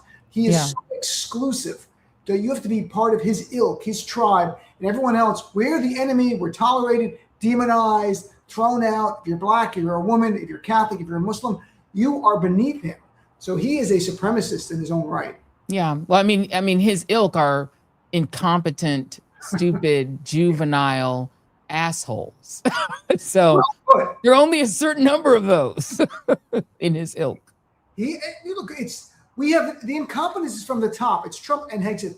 You've got, as the ambassador just said, and we heard every military expert say, where Donald Trump said, no one thought Iran would fire missiles at the neighboring countries or close the Strait of Hormuz. I didn't serve in the military, and I knew they would do that. I knew. Raise your hands in the chat if you knew. I think anyone with a working access to Google knew the first move is close the Straits of Hormuz. If you know anything about Iran, the one thing they control where that oil goes, and that oil goes through the Straits of Hormuz. There are people making TikToks who knew. There are influencers who are like 16 in high school going, they're going to close the strait. And when you start the war by killing the leaders and saying this is existential threat to your whole life and everyone in the regime, then they're going to do everything to stay alive. And how do you not know that? And the level of incompetence, it's not just Trump. Hegseth is implicated in all of this. And I am disappointed the Democrats have not called this what it is, an unconstitutional war that demands impeachment and removal of Donald Trump. Forget you don't have the votes. On day one, I was saying on my show, on day one, we had special coverage on Saturday. He didn't go to Congress. Congress has the exclusive power to declare war. We're at war. Trump's speech Wednesday, Joy, he referenced having patience, and he cited World War II and the Korean War and Vietnam War. Let's have patience. It's only 32 days. He didn't cite excursions that we went in. He cited wars. We are at war, and it's an illegal, unconstitutional war, and Trump should be impeached and removed. And the timidity of so many Democrats who won't talk about this is off-putting. It is why Democrats are not polling well, because the lack of fight of some. There are some great fighters, but the lack of fight of all of them is so disappointing when the stakes are this damn high. Yeah, indeed. And, Hakeem Jeffries was talking about restoring pieces of legislation today. He did a press conference, and I didn't understand why he was saying it. One thing before we go to one more sponsor, this is the level that we're at. A stripper, Dean, a stripper is the person that revealed to many people that the deployments were going to happen. We're going to play a little tiny bit of this real quick. Jason, please. At a strip club next to several military bases, and something I have noticed lately is all the military guys are coming in and they're spending all of their money, and they're just it's sad. They're kind of depressed, and they're just coming in oh yeah, we're gonna have fun. We're getting, what is it called? Deployed? We're getting deployed next week, or this is happening. I don't know. I don't want to spread misinformation or anything, but it's just a lot of them are really kind, and to see these young guys that look like my pinky toe, they're like fetuses coming in and then dancing with them and then being bye, and then it's actually making me emotional. It's fucked up. Dean, I think she would make a better Secretary of Defense than Pete Hegseth. She's going to be nominated for Attorney General by Donald Trump. I think she'll be replace Pam Bondi any day now. Any day now. All right, let's take a really quick break before we continue talking with Dean, because this is one of our brand new sponsors that we really absolutely love. And let me let you all know that this show, the Joy Reid Show, is brought to you by Wild Alaskan Company. So when was the last time that you truly trusted the seafood that you brought home? I used to actually question everything: the nutrition, the taste, the sustainability. You really want to know that it's sustainable and that it's not destroying the earth, right? Wild Alaskan Company is the best way to get wild-caught, perfectly portioned, nutrient-dense seafood delivered directly to your door. And just trust me, you have never tasted fish this good. So we got our first box about 2 weeks ago, and we've been digging in to the perfectly portioned salmon, the cod. We did a pollock. I did a pollock over pasta with pesto sauce last week, baby. It was to die for, which I could invite y'all over. It was amazing. And what I love about Wild Alaskan is that the seafood is 100% wild caught, never farmed. It means no antibiotics, no GMOs, no additives, just clean, real fish that supports healthy oceans and fishing communities. The seafood is nutrient rich. It's full of flavor. Wild Alaskan fish is frozen off the boat to lock in taste, texture, and nutrients like omega-3s. And the sustainability is on point. It's sustainably sourced, wild caught from Alaska. Every order supports sustainable harvesting practices, and your membership delivers flexible shipments, expert tips, and truly feel-good seafood. So if you want to try it risk-free with a 100% money-back guarantee, meaning if you're not completely satisfied with your first box, Wild Alaskan will give you a full refund, no questions asked, no risk. It's high-quality seafood. All you have to do is go to wildalaskan.com/joy for $35 off your first box of premium wild-caught seafood. Not all fish is the same. Great seafood you can trust. Just go to wildalaskan.com/joy for $35 off your first box of premium wild-caught seafood. Thank you to Wild Alaskan Company for sponsoring this episode. Okay, let's get Dean back on the stage. Dean, we're going to go through a real quick rapid round with you here. Sure. I've got to hear your thoughts on Brian. Brian Nome, it's Bryon. So as a Caribbean, I have to call him Brian. Right. Apparently, he likes a big breasticus on himself. What's up? This doesn't even make sense. And look at the dog. I can't believe the dog's alive. The dog is like, what's happening? The dog's like, I didn't even notice the dog. I'm glad Christy hasn't shot me. I mean, he's just happy to be alive. It's like a hostage situation. He's hiding from Christy. Jason just said he's hiding from Christy saying, does this mean I'm going to get shot in the face? Right. This is not good. Like, what am I seeing here? I don't know what this fetish is. I'm not well versed. It's called bimbofication. Bimbofication. It's where men want to be, that apparently there's a model, stripper, whatever, who was paying he was paying her $5,000 to dominate him while he was dressed like this. And he wants to be dominated and dress up in exaggerated, like a Barbie. So these men who are into bimbification, they want to dress like a Barbie and have exaggerated boobs, exaggerated butt, put on like a hot. He wants to be sexy, Dean. He wants to be sexy. Look, next he'll be at the strip club saying how men are tipping him. They're going off to deployment, that type of thing. Just like it'll be like the stripper in the TikTok video. Just so I want Brian, that's his name, to be happy. Yes. So yes, be your best version of yourself. If this brings you joy, go do it. I'm not here to judge you. No. Shooting a dog, what Chrissy Noem did, is so far. That's bad. This it's is so true. But Chrissy Noem, and she didn't know about this. Like, what are the balloons there, Brian? Oh, nothing. You know. And then they're off center, like the nipples are going one way and the other. They're not always going in the same direction. You know, like he's not even sometimes. But you know what? He's living his best life. I'm with you on.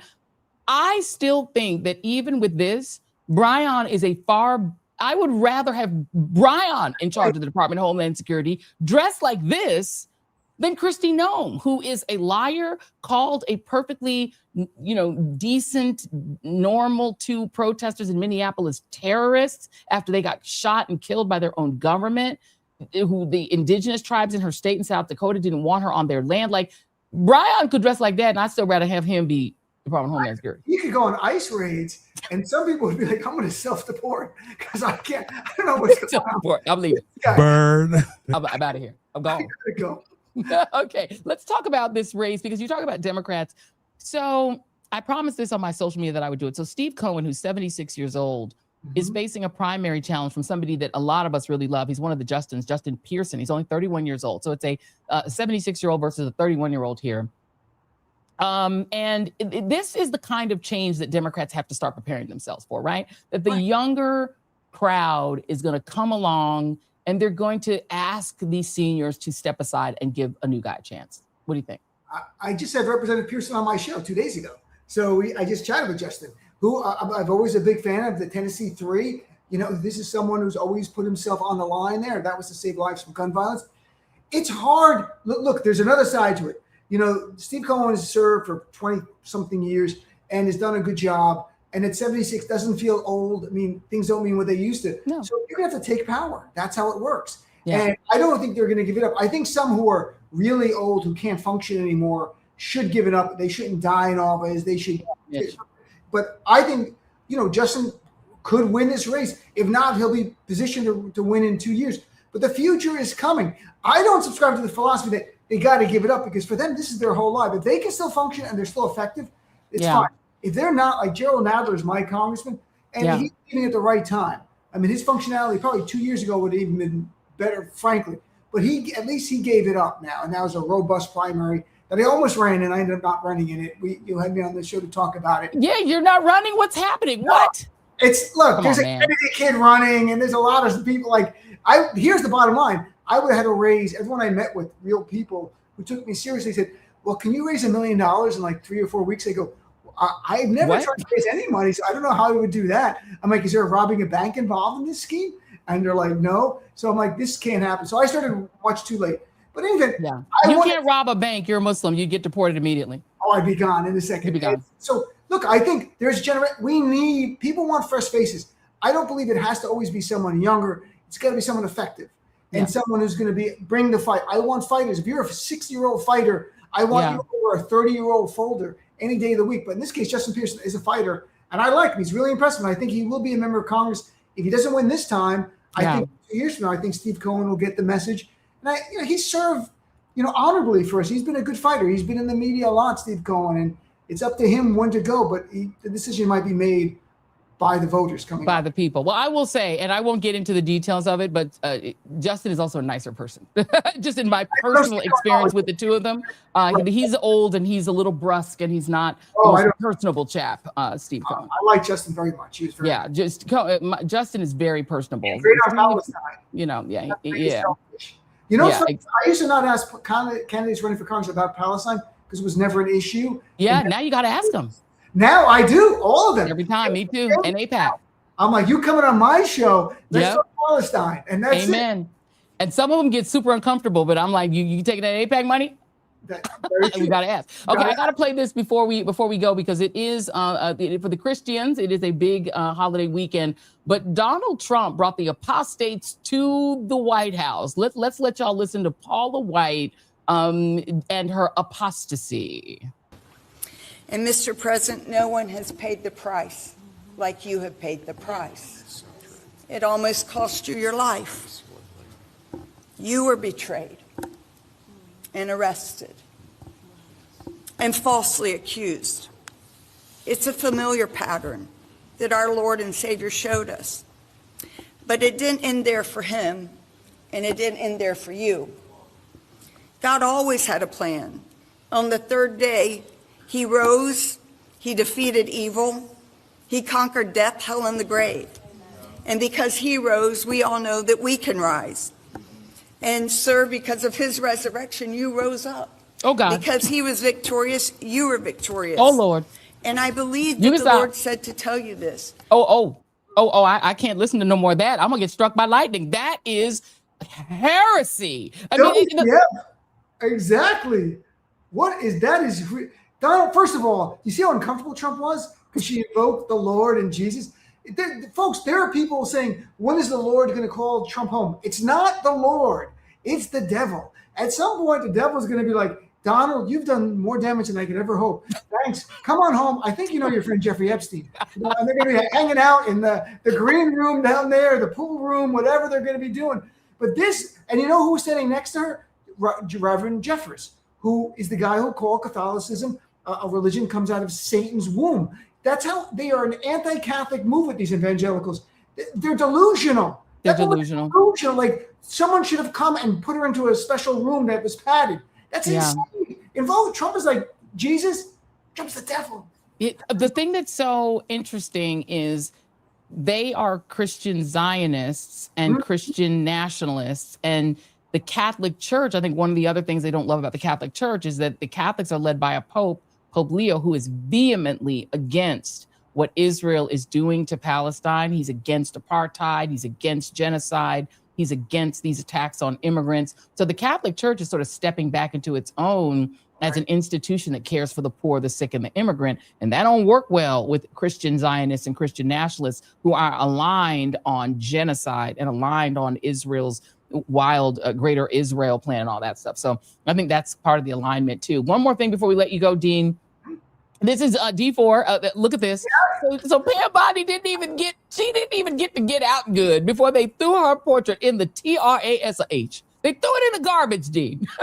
Pam Bondi, she did everything for Trump. She protected him when she was AG of Florida from 2011 to 2019. Trump University. She never investigated Jeffrey Epstein, who was running a child rape ring and a trafficking ring in the state when she was AG. And she talked all about bringing down traffickers because she was protecting Epstein and Trump and all the other powerful men. She was Trump's lawyer at the impeachment. She protected Trump everywhere. And now Trump blames her for Epstein. Nobody. Trump, you became friends with Epstein in the 1980s. Right. She was a child then.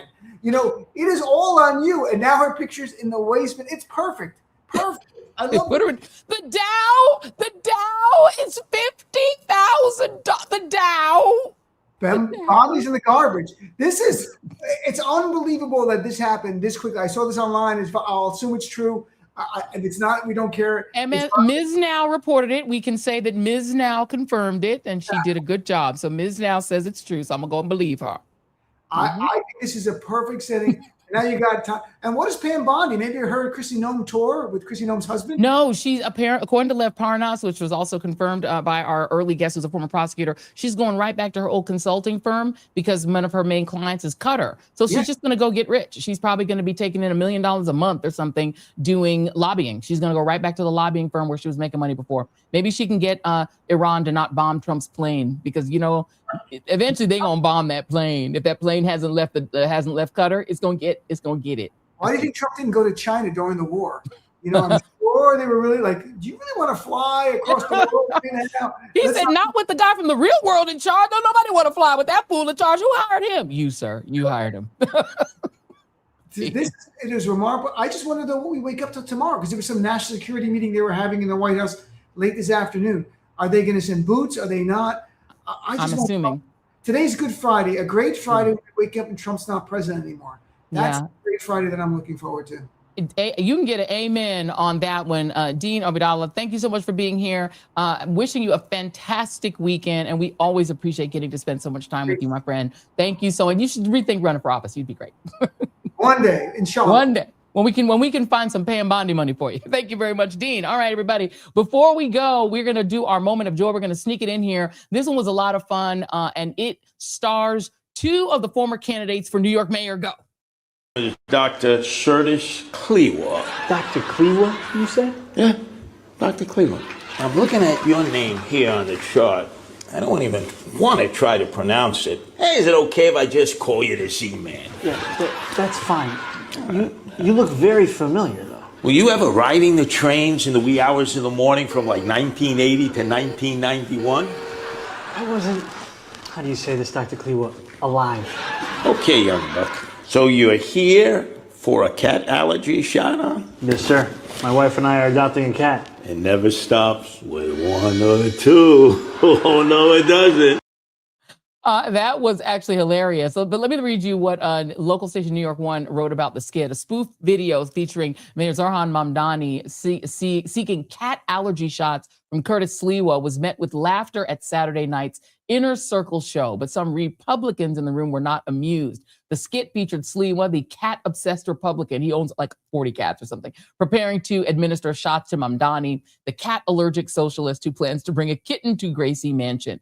Some New York Republicans, including billionaire John Katsimedes, called the spoof upsetting and disappointing. Katsimedes said he already believed Sliwa was trying to help Mamdani beat Andrew Cuomo, and that seeing Mamdani and Sliwa's joint satire video only supported that theory. Sliwa refused pressure from Katsimedes and former Governor David Patterson to drop out of the 2025 race for mayor and denied any collusion with Mamdani.